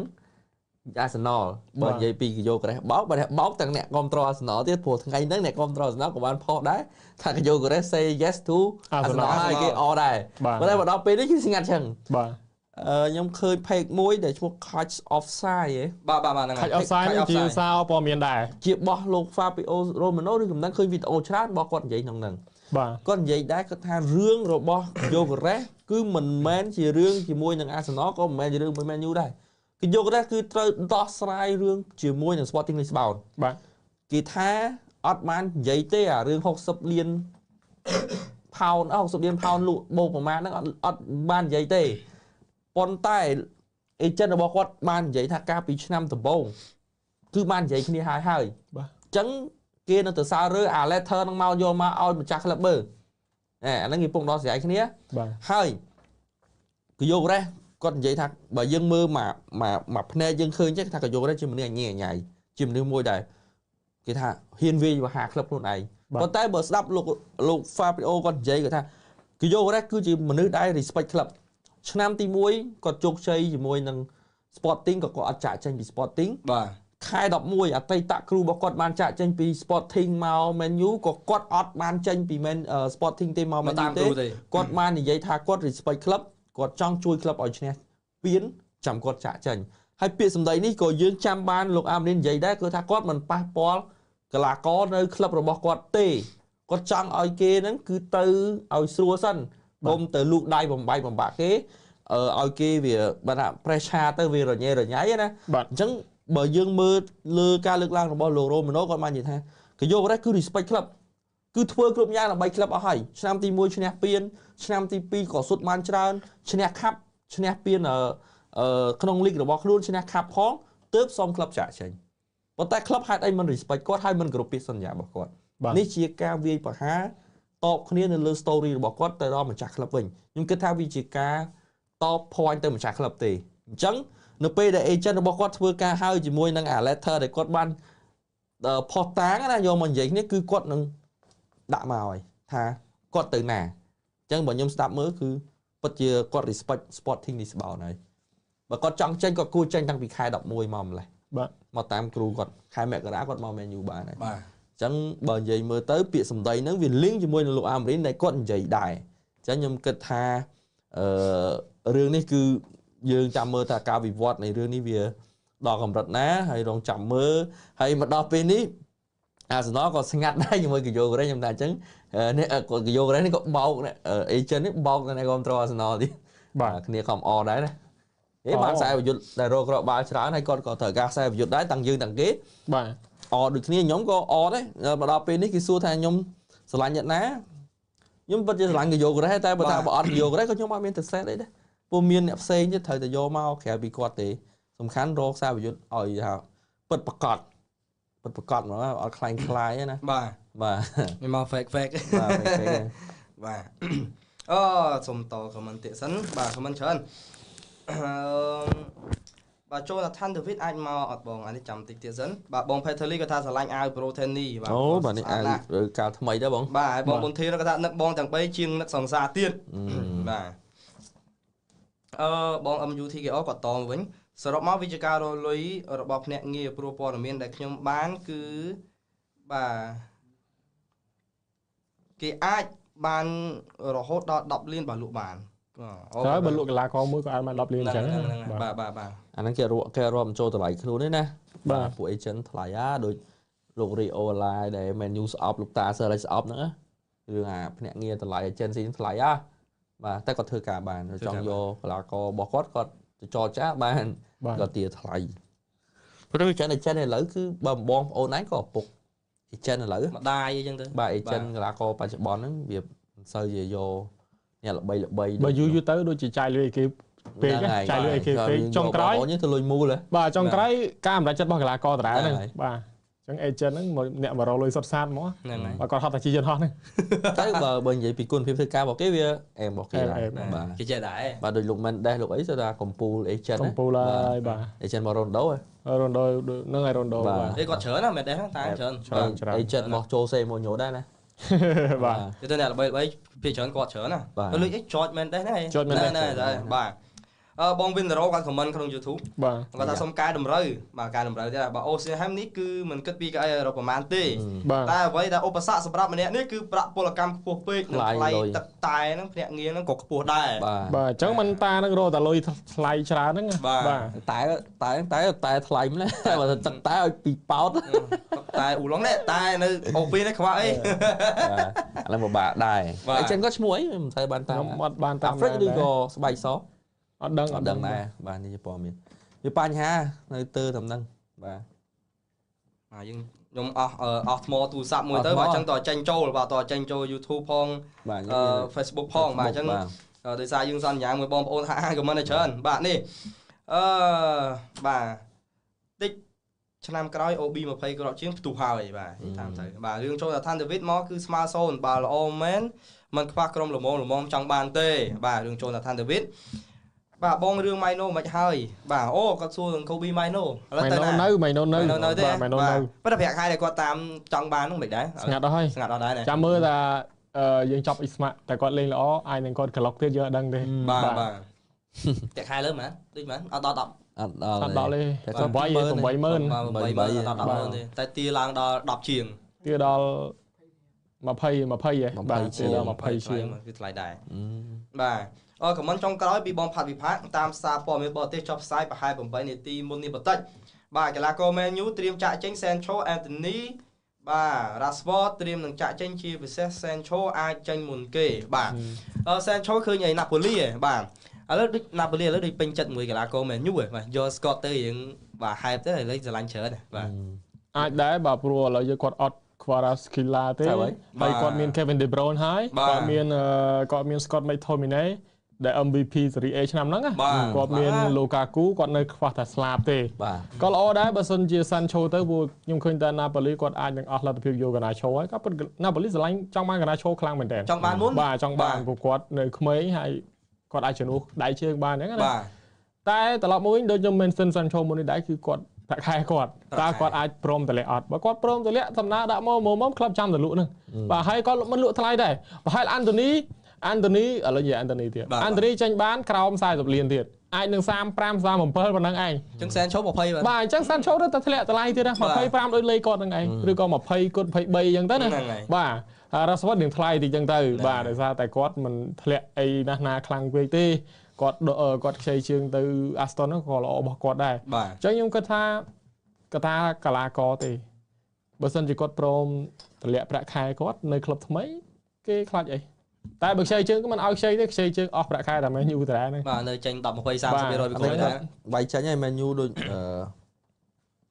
ដរងនិយាយអញ្ចឹងគេកណាត់លុយលក់អីអញ្ចឹងឲ្យតែក្លឹបណាហ៊ានគេលក់ឲ្យប៉ុណ្្នឹងហើយបាទហើយតែក៏ដូចនិយាយដែរអញ្ចឹងប្រាក់ខែសំខាន់ក្លឹបចរចាមួយកីឡាករទៅខ្លួនឯងទៅអូខេអត់បាទខ្ញុំព្រមលក់ឲ្យ30លាន40លានខ្ញុំព្រមលក់ឲ្យបាទបន្ទប់ទេបាទអូនេះបាទបងវិនរ៉ូគាត់មកហើយគាត់ថាអាចេនស៊ីរបស់អូស៊ីនហាំបាទរ៉ូបាតូខាឡែនដាពីបងប្អូនគាត់ថាសញ្ជាតិនីសេយ៉ាបាទអូបាទទឹកតែនីសេយ៉ាក៏ថ្លៃសម្បើមណាបាទថ្លៃបាទទឹកតែហ្នឹងតែគេមើលចង់ថ្លៃយ៉ាងតែម៉ៅផឹកមួយតែនេះមកពីអីក្រុងជីងជើឯងបាទថ្លៃមែនបាទម៉ៅផឹកអត់តម្លៃដល់អ្នកងារគាត់ទេបាទសុធិរាគាត់ថា Mendes ឡើងជា agent របស់ Ronaldo យូរហើយលេងយូរហើយបាទយើងក៏បានតាមដែរពីមុនវាអញ្ចឹងមែនណា agent មែនបាទនេះadmin Tanny មកពេញល្អណាស់ admin បងអាវហ្នឹងប្រហែល give away ឲ្យ top fan ហើយយ៉ាចូលមួយបាទចាំមើលសិនអត់មិញបើគាត់ថាខ្ញុំណាខ្ញុំឲ្យហ្មងចុះឡើយបាទកំបាត់ខាងក្រោយឲ្យអត់ឡើយមកដែរហេបងប្អូនអាសាតាមដាន page ជាពិសេសគឺ page បងម៉ៅបាទយើងម៉ៅ Sport MC បាទគាត់តែងតែតម្លាក់រាល់មានកម្មវិធីធំមានការប្រកួតគូពិសេសឥឡូវ FIFA Club World Cup ក៏ធំដែរបាទអញ្ចឹងតាគូណារៀងធំក៏ដាក់ប្រើបាទចែក3រង្វាន់ទៅបាទតែអ្វីដែលពិបាកតិចដោយសារបងប្អូនយើងអាចនឹងពិបាកដោយសារតែមានអ្នកទាអាជីពបាទការងារគាត់គឺទាហ្មងមនុស្សតែម្នាក់ដែល account ចង់100ហ្នឹងបាទហើយ style មកតែមួយទេអញ្ចឹងតែយើងចាប់ទៅវានេះតែអាចនឹងលើកក្រោយយើងអាចបង្វែរពី Facebook ទៅ Telegram វិញស្រួលបាទ Telegram វាមិនអាចមនុស្សម្នាក់មានលេខ100បាទ Facebook អាចបាទអញ្ចឹងយើងលើកក្រោយអាចនេះអញ្ចឹងបងប្អូនតាមដានទៅបាទអាវងរងតែអាវងរងប្រភេទ retro អញ្ចឹងបើចង់បានតថែមលុយបាទអរគុណថមបាទថមហ៊ីតុនបាទតែបន្តកុងត្រាទេបើដោយសារតែព័ត៌មានចាស់ស្នៅក៏ខ្ញុំកាត់តិចទៅអូខេបាទប៉ណ្ណឹងអស់ហើយបាទយ៉ាងម៉េចបាទបាទចាំទីយើងបាទអូខេបាទនៅទេបាទហ្នឹងហើយនិយាយរឿងបើមិញយើងនិយាយរឿងអ្នកចាក់ចេញណាបាទឃើញមានពាក់ព័ន្ធនឹងកណាឈោដូចជាមិនចង់ទៅណាឆ្ងាយពី Premier League ហើយក្លឹបដែលមានចង់បានមាន Chelsea មាន Spurs មួយ Aston លទ្ធភាពអាចទៅរួចអត់មើលទៅខ្ញុំថា Aston ច្រើនជាងបាទខ្ញុំថា Aston ហ្នឹងពួក Aston ប្រហែលឆ្នាំនេះគាត់ចរាចរលុយច្រើនជាងគេ Spurs ក៏មិនមែនហើយ Chelsea ខ្ញុំគិតថាបើទៅក៏ត្រូវដែរព្រោះនិយាយពី vibe កីឡាករនៅ Chelsea គឺ Zari Sancho Zari Garnacho Zari អីក្មេងៗគេលយបាទគឺត្រូវហើយក៏ប៉ុន្តែបានលេងអត់ពួកបានលេងអត់ព្រោះថាកីឡាករដែលថានឹងចេញមិនតន់ចេញទេគុណគេទៅចេញទេបាទមកដូចគេនឹង Nicholas Jackson អីហ្នឹង Jackson បាទក៏ប៉ុន្តែឆ្វេងយកនិយាយពីកដាលឆ្វេងស្ដាំច្រើនពេក Neto Felix ឥឡូវ Felix កំពុងតែរកក្លឹបទៀតបាទ Felix មកពី AC វិញបាទហ្នឹងហើយចឹងគឺនៅច្រើនទៀតខ្ញុំខ្លាចថាកីឡាករគាត់គិតដែរថាគាត់អាចនឹងមិនបានលេងអីចឹងណាបាទចឹងខ្ញុំគិតថាលទ្ធភាពគឺ Aston ច្រើនព្រោះ Aston គេពិតជាខ្វះមែនហើយក៏អាចនឹងមានកីឡាករចេញដែរ Arsenal បើសិនជាមិនបាន Sesko ហើយមិនបានយកក្រេះអាចយក Watkin ហើយគេសុខចិត្តយក Watkin ហើយបាទនេះព័ត៌មានដែលជា plan B របស់គេណាតែមិនមែនឲ្យតែ plan B អាក្រក់ណា plan ឲ្យតែ plan គឺជា plan ហើយ A B C D គឺសិតតែជា plan របស់គេហើយបាទអញ្ចឹង plan B ក៏មិនប្រកាសថាគាត់នឹងមានគុណភាពអន់ជាង Sesko ឯដែរគាត់ស្គាល់ Premier League ច្បាស់ណាបាទសម្រាប់ Oliver Watkin នោះបាទអញ្ចឹងវាអាចនឹងចរាចរវិលចុះឡើងគឺគាត់អាចនឹងទៅ Aston ច្រើនជាងបាទនេះសម្រាប់ខ្ញុំទេខ្ញុំមិនដឹងខ្ញុំមិនមែនអ្នកផ្ទះនៅជាប់លោក Fabrizio ទេអូបាទខ្ញុំពីព័ត៌មានមកទេបងបាយធ្វើការ menu បាទការណាឈោខ្ញុំគិតថាបើក្លឹបនៅអង់គ្លេសក៏មិនទិញអត់ហ៊ានទិញអត់ថ្លៃបាទទី1 បើនិយាយពីសង្គ្រាមណាហេតុអីទៅទិញកីឡាករពីគេមកឲ្យថ្លៃឲ្យទៅ Man U ថ្លៃទាំង Man U ជាគូប្រកួតប្រជែងរបស់គាត់ណាត្រូវហើយអាហ្នឹងគឺគាត់អត់ហ៊ានឲ្យថ្លៃទេបើសមត្ថភាពការណែឈោយើងអាចថានៅមានឡើងទៀតបើគាត់គាត់មើលទៅអស់និស័យជាមួយ Man U ហើយបាទយើងនិយាយថាហ៊ានអស់និស័យដោយសារអី sport នេះអាវចេញថ្មីប្រហែលឈុតប្រហែលប្លង់មកអត់មានការណែឈោទេសូម្បីតែវីដេអូក៏អត់មានឥឡូវគេចេញវីដេអូមានហុចលែនមានសឹកស៊ីក៏អត់មានគាត់ដែរអត់មានទេបាទអានេះវាជាសញ្ញាមួយដែរណាអត់គឺចុចឈ្មោះគឺអត់មានបញ្ចេញមុខឬក៏ថតហើយឬក៏អីហើយតែកាត់ចេញអត់ឲ្យចូលអញ្ចឹងណាហ្នឹងវាទាំងមួយដែរខ្ញុំគិតថាដូចគាត់និយាយថាគាត់មានចំហរបស់គាត់ចង់នៅ Premier League ប៉ុន្តែខ្ញុំគិតថាគាត់នៅ Premier League គឺមិនថាមិនអាចជោគជ័យតែវាយូរជោគជ័យខ្ញុំនិយាយចេះគួរតែចាក់ចេញទៅអេស្ប៉ាញឬក៏អ៊ីតាលីទៅអាចជាបង្កើតមុខមាត់ថ្មីសម្រាប់ការណាឈោទៅអាតេម៉ាឌ្រីតគឺសាកសមហើយសម្រាប់គាត់ខ្ញុំឃើញថាអាតេមានលុយទិញហើយក៏មានប្រាក់ខែឲ្យដែរសបអសងទីនទៀតហើយទៅគឺល្អត្រូវអានេះបើគាត់ចាប់អារម្មណ៍អាតេខ្ញុំអត់ដឹងទេណាឬក៏គាត់ទៅជាមួយលោក Ten Hag នៅអាល្លឺម៉ង់ទៅក៏បានឬក៏ទៅ Napoli ទៅក៏បានព្រោះអីបើនៅអង់គ្លេសមានអីអ្នកដែលហ៊ានទិញគាត់មានតែ Chelsea Aston មួយមិញខ្ញុំមិនដឹងថា Aston ហ៊ានទិញអត់ទេមិនទិញទេ Man U លក់មិនតិចជាង60លានផោនទេមិនតិចប៉ុណ្ណឹងទេព្រោះវ័យកុងត្រាមនុស្សដែលកំពុងតែឡើងហើយគេមិនលក់ថោកទេអញ្ចឹងខ្ញុំគិតថាគាត់ទៅ AT ទៅអីទៅវាទំនងជាងខ្ញុំមិនបើសិនខ្ញុំមកនៅអង់គ្លេសវាប៉ះតែ Man U ហើយពេលខ្លះគាត់ចង់សងសឹក Man U ក៏វាមិនជារឿងមួយត្រឹមត្រូវដែរបាទល្អមើលត្រឹមត្រូវដែរបើគាត់ដើរតាម idol គាត់រ៉ូណាល់ដូក៏មិនធ្វើចឹងដែរបាទក៏សមណាស់ទៅមួយទៅហាក់ឬក៏ណាបាទស្ប៉ាញអីចឹងបាទតែចុងក្រោយកណាឈោ stay មិនទៅបាទនេះទុកទៅបាទទុកចុះបាទទុកតែទុកវានឹងជន់កគ្នាញ៉ៃច្រើនខូញ៉ាមកហើយបានចេញ story អីមកអញ្ចឹងដល់បាទខូញ៉ាពាក់លេខប្រហែលនេះបងប្អូនយើងគាត់សួរនេះខ្ញុំថ្ងៃមកខ្ញុំឆ្លួត feel AI អាយ៉ាធម្មតា AI គេទាញណាគេយកលេខសល់មកអត់គេទាញសោះច្រើនបាទគេទាញសោះហ្មងគេដាក់សោះពីក្រោមបាទគេថាលេខ10បាទរ៉ាស្វតទៅអត់ដឹងទេបាទអានេះគេដាក់តាមលេខហ្នឹងឲ្យយើងណាបាទដូចបងនេះថាអញ្ចឹងតែតារ៉ាស្វតទៅលេខ10ហ្នឹងគាត់ហើយវាមែនបាទគាត់លេខរោហ្នឹងហើយប៉ុន្តែខ្ញុំឃើញអាគេ note អាកៅអីគាត់ interview ដាក់លេខ21បាទប៉ុន្តែចេញមកព័ត៌មានចុងក្រោយគាត់ថាគាត់ស្រឡាញ់ Anthony ណាស់គាត់ចង់ចាប់ដៃគូជាមួយ Anthony វិញចេះវិញគាត់ Brazil ដូចគ្នាបាទ Brazil ដូចគ្នាឬ Anthony អាចនៅអីសិនណាបាទហ្នឹងក៏យើងមើលឃើញចឹងលេខ21នោះវាអាចប្រែទៅជាលេខ10វិញបើ Anthony នៅបាទមានរឿងច្រើនបាទតើតើនឹងខូនញ៉ាលេខមិនជាបញ្ហាទេបាទហើយ Man U សល់លេខច្រើនណាស់ដែលជា legendary លេខទេណាច្រើនមែនទេច្រើនណាស់បាទកុំទៅពាក់លេខ7ទៅបានម៉ាសិនមកនេះឥឡូវមកលេងតាណានេះបើសិនជាមូមកតែមកថាជាលេងរ៉ូកដាលជាមួយ Bruno មកលេងតាណាក៏បានបាទមកកដាលទៅលើកុំឲ្យតែម្រាបាត់បាទគាត់អត់សូវលេងព្រោះគាត់កាចពេកគាត់ឈូសសាហាវជាង Martinez ទៀតហ្នឹងអញ្ចឹងមិនប៉ះ Martinez នៅ Chelsea ហ្នឹងឈូគេយកខ្លាំងបាទគាត់ឈូគេខ្លាំងពេកតែសាហាវណាបាទនេះបាទ Anthony អាចនឹងដូរជាមួយ Douglas Luiz បើតាម fan club នៅអង់គ្លេសផ្សាយ Douglas Luiz បើ Juventus ដែលទិញពី Aston ទៅចង់ភ្លេចមុខបាត់ហ្នឹងចង់ភ្លេចហ្នឹងនេះវាហួសវា expire ហើយធ្លាប់មានរឿងថារឿងហ្នឹងវាធ្លាប់មានគេនិយាយមែនតែពីដែលដំបងដែលគាត់មុនគាត់ចេញណាប៉ុន្តែមកដល់ពេលនេះ Anthony ក៏គេមិនអត់ដែរគេទៅនោះគេគ្រាន់មករបស់គេដែរអញ្ចឹងដេងឡាលូអ៊ីហ្នឹងទៅ Juventus បាត់ឈឹងបាត់ហើយហ្នឹងបាទទៅ Brazil ដែរបង Brazil សុទ្ធចូលអូរណាធ្វើចេះហ៎ធ្វើញាក់ទូមកអូរណាហ្នឹងហើយ Aston Villa ហ្នឹងតែគូមួយ John McGinn គ្នាគាត់បាទធ្វើញាក់ទ្រូងហ្នឹងដល់ពេល Man U សុទ្ធចូលវិញហើយធ្វើមុខស្លេចប៉ុមមកបាទហ្នឹងឌឺដងអញ្ចឹងបងទៅថតជូមកខ្ញុំកាត់ទៅគាត់ថាលឺតែគេនិយាយថាសាច់ retro សាច់ល្អអត់បើ retro នេះគឺគេផលិតទៅសាច់ចាស់សាច់ចាស់សេរីចាស់ម៉ូតសាច់កណាត់ពីមុនមិនគឺអញ្ចឹងគេអត់ផលិតតាមម៉ូតសាច់ដែលថ្មីទេ Nike ឬក៏ Adidas ពូម៉ានេះគេលោតែថ្មីទេក៏ប៉ុន្តែ retro កណាត់មុនដូចអាវលោកផដំកំពុងពាក់បាទវាដូចជាចេញកាឡាឆ្នូមួយឆ្នូដែលយើងមើលឃើញគឺពីមុនមិនគឺឥឡូវអញ្ចឹងក៏ប៉ុន្តែគុណភាព ប្រភេទ A B C D យើងអត់ដឹងទេប៉ុន្តែនៅ Mouse Sport គឺ top grade ទាំងអស់តែ retro ខ្ញុំពាក់ច្រើនដែរគឺអត់មានអីបញ្ហាអលួសសាច់របស់ឲ្យអត់មានទេងាយទេពាក់ដើរលេងពាក់ធ្វើការពាក់ទៅកំសាន្តណាបើលេងបាល់អត់ត្រូវទេអត់ត្រូវទេបាទ retro បើចង់ដឹងច្បាស់មកផ្ទាល់ទៅតែធានាថាស្អាតជូនបាទហើយបងប្អូនមកតជួយជាមួយនឹងឥឡូវ manager store ថ្មីបាទអញ្ចឹងគាត់រស់រាបាទ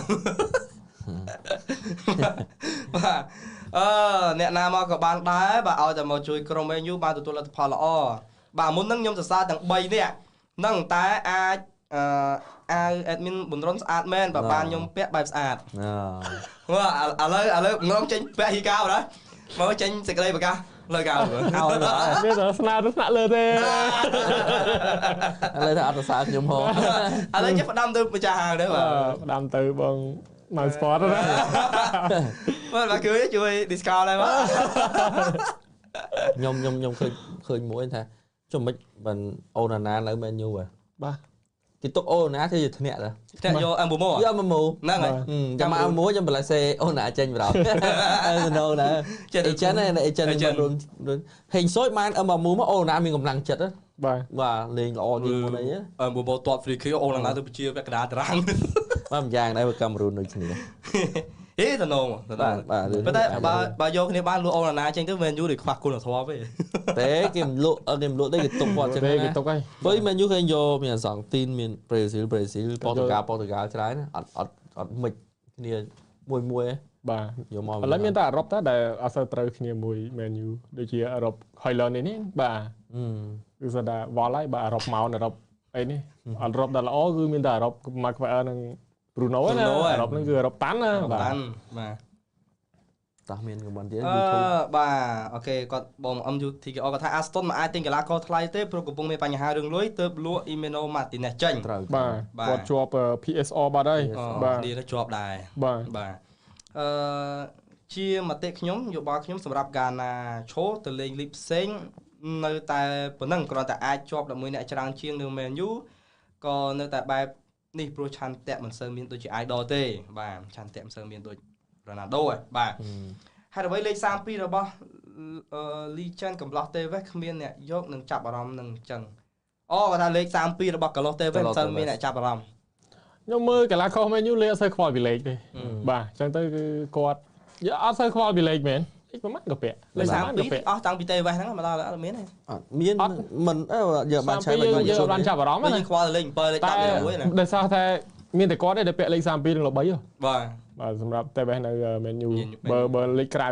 Beckham ពាក់32ដែរ Beckham ពាក់32ពាក់23និយាយទៅពាក់32នៅ AC អ្នកល្បីពាក់លេខណាក៏ល្បីអ្នកលេខល្បីតាមគាត់ដែរ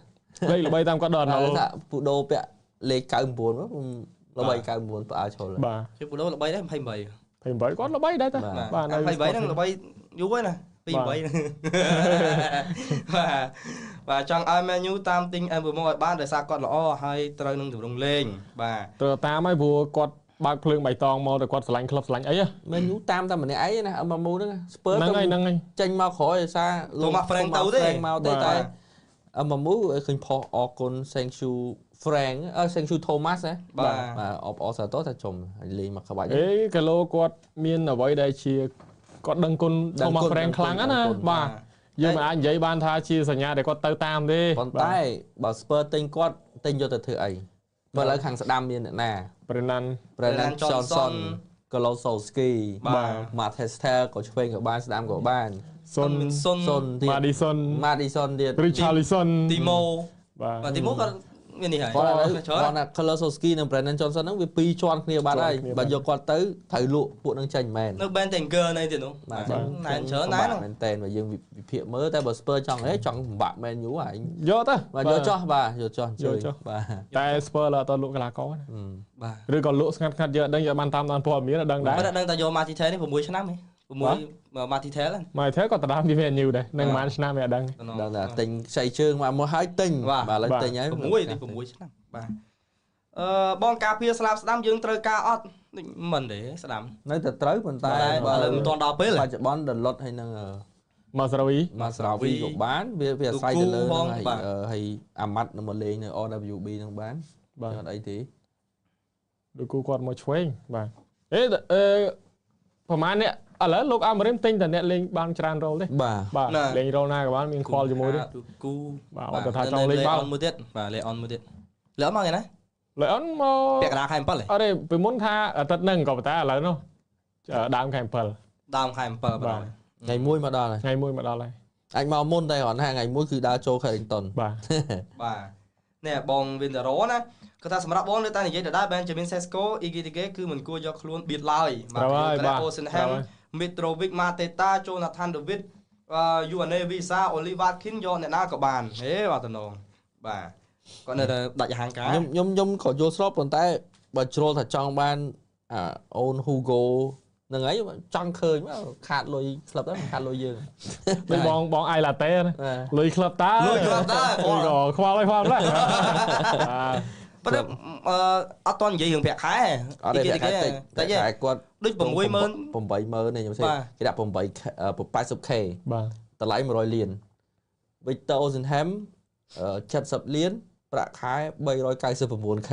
បាទហើយយើងយកមួយណាគេនេះផែ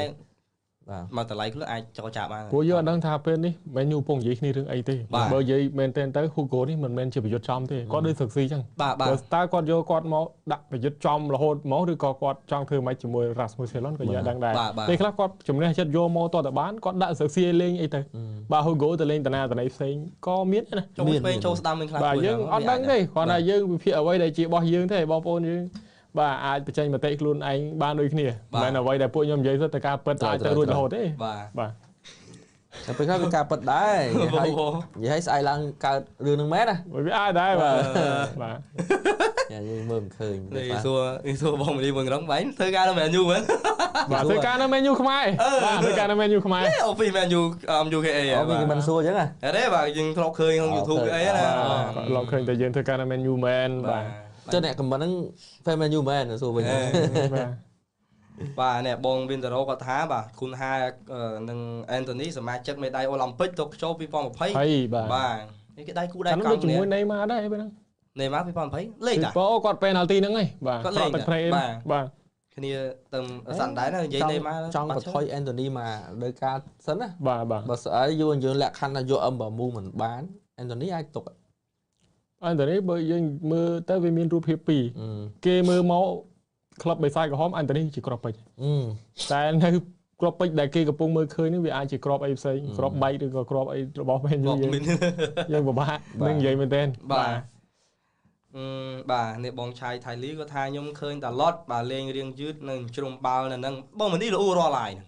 បាទបងសុធីគាត់ថាខ្ញុំគិតថាមិនចាំបាច់យកកីឡាករមកទេបង្វឹកកីឡាករដែលមានស្រាប់លេងឲ្យសងតង់គ្នាទៅបានហើយ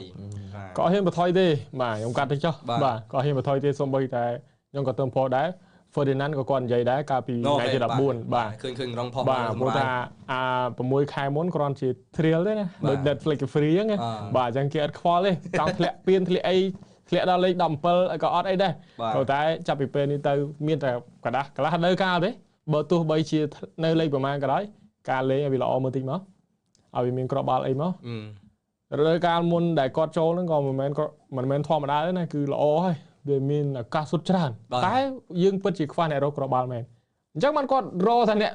សុទ្ធរកក្របបាល់ដោយគូញ៉ាបងនិយាយគូណាអំបើមូនិង Hugo នេះទៀតរកតែអ្នកសុទ្ធដោយសារតែខ្វះអ្នកសុទ្ធអញ្ចឹងបានតែអ្នកសុទ្ធតែមួយគឺស្ងប់ចិត្តហើយបាទអញ្ចឹងទៅបើសិនជាកន្លះឆ្នាំនេះ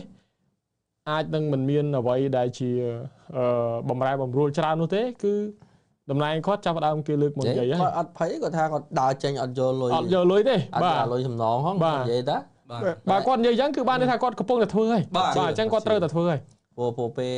ប្រកួតចុងក្រោយលាហ្នឹងគាត់មិននិយាយថាឈ្នះពីប្រកួតស្មើមកប្រកួតចាញ់មកប្រកួតគាត់មិននិយាយ The Storm វាខំហ្នឹងហើយបាយក៏គាត់ថាវា disaster វាអន់វាគ្រោះមហន្តរាយវាធានាអញ្ចឹងប៉ុន្តែគាត់ថាបន្ទាប់ពីពេលហ្នឹងហើយអីគេ the good day coming បាទអញ្ចឹងឥឡូវយើងចាំមើលពាក្យគាត់ថាគាត់ធ្វើបានអត់ពេលគាត់ដឹងថាអូអញត្រូវដើរផ្លូវណាហើយព្រោះមកនេះមកត្រៀលដូចតរងនិយាយថាអូវាអញញ៉ៃមែនពួកហ្នឹងវាពិបាកទុកចិត្តមែនយើងអត់យកប្រយុទ្ធមកបាទអញ្ចឹងយើងចាំមើលថា the day good day is coming ហ្នឹងតែមើលវាមកមែនអត់បាទអញ្ចឹងហើយទៅគាត់មិនប្រើកីឡាករដដែលទេគាត់មិនទុកទេបាទយើងត្រឡប់ទៅសំណួរវិញណាបាទគាត់នឹងមិនទុកទេ យើងមិនអាចប្រើទៀតទេបាទប្រើទៀតយើងវាធានាណាបាទបងវ៉ាន់ឌីក៏ថារ៉ាម៉ូស PSG ទំនងជាងគេប៉ុន្តែរ៉ាម៉ូសនេះដូចគ្មានព័ត៌មានលេចលឺមកទេគ្រាន់តែរ៉ាម៉ូសណា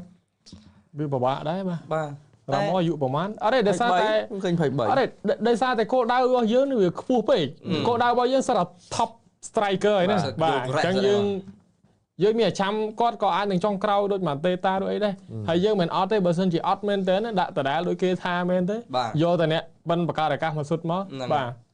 ប៉ុន្តែចង់បាន PSG លក់អត់គាត់ក៏លោរ៉ាម៉ូសនេះដូចមិនទេអាចគាត់អត់មានកៅអីលេងទេបាទអាចមែនយូចរចាទាំងខ្ចីជើងហើយជាមួយ option ទិញណាបើខ្ចីជើងល្អ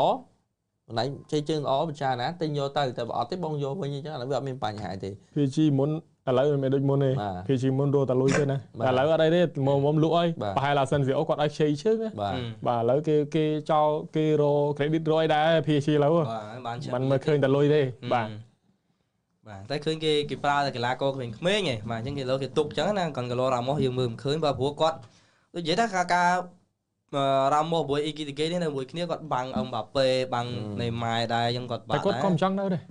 មើលទៅគាត់ក៏មិនចង់នៅដែរគាត់មកប៉ូទុយហ្គាល់គាត់មកខ្ញុំមិនបានតាមដានគាត់ដោយសារគាត់ធ្លាប់នៅបែនហ្វីកាថ្លៃណាតែគាត់ទៅនោះគាត់មិនត្រូវប៉ុន្តែក៏គាត់មិនទាន់ហួសពេលដែរព្រោះវ័យគាត់ទៅ23ហ្នឹងទេបើសិនជាលោកអាមេរិនឆ្នៃគាត់បានក៏មួយយ៉ាងដែរតែមិនមែនយកលុយទៅទិញទេខ្ញុំចង់ឲ្យខ្ចីជើងសិនមកទេខ្ញុំមកលេងសិនទេបាទហើយបើទិញគាត់អាចធ្វើ50លានហ្នឹងបើល្អអស់ល្មើ50លានហ្នឹងហើយត្រូវហើយបាទបានប៉ុណ្ណឹងតែសំខាន់ល្អសិនបាទព្រោះគាត់ប្រភេទដូច Benzema អីចឹងមិនមែនអ្នកត្រូវហើយកម្លាំងបាយអីទេគាត់ហ៎បាទវាឆ្កឹះបន្តិចប៉ះបន្តិចតែបើថាគុណភាពទប់បាល់អីរបស់គាត់បាល់ស្អិតនឹងជើងប៉ុន្តែគាត់ដូចអត់មិនសូវជាជួយខ្លួនឯងពេលច្រើនឲ្យគេជួយអត់ទេគាត់កាលបាប៉ៃនោះគាត់ល្អមែនបាទគាត់សុទ្ធរហូតបាទសម្រាប់រ៉ាម៉ូសជំនាន់មេស៊ីជំនាន់ណេម៉ាអីនៅជុំនេះរ៉ាម៉ូសអ្នកឈុតដំបងរហូតណាបាទនៅកណ្ដាលរហូតណាគាត់តែមួយរយៈបាប៉ៃចាញ់គាត់អត់បានលេងដែរស្ងប់ស្ងាត់ដែរបាទ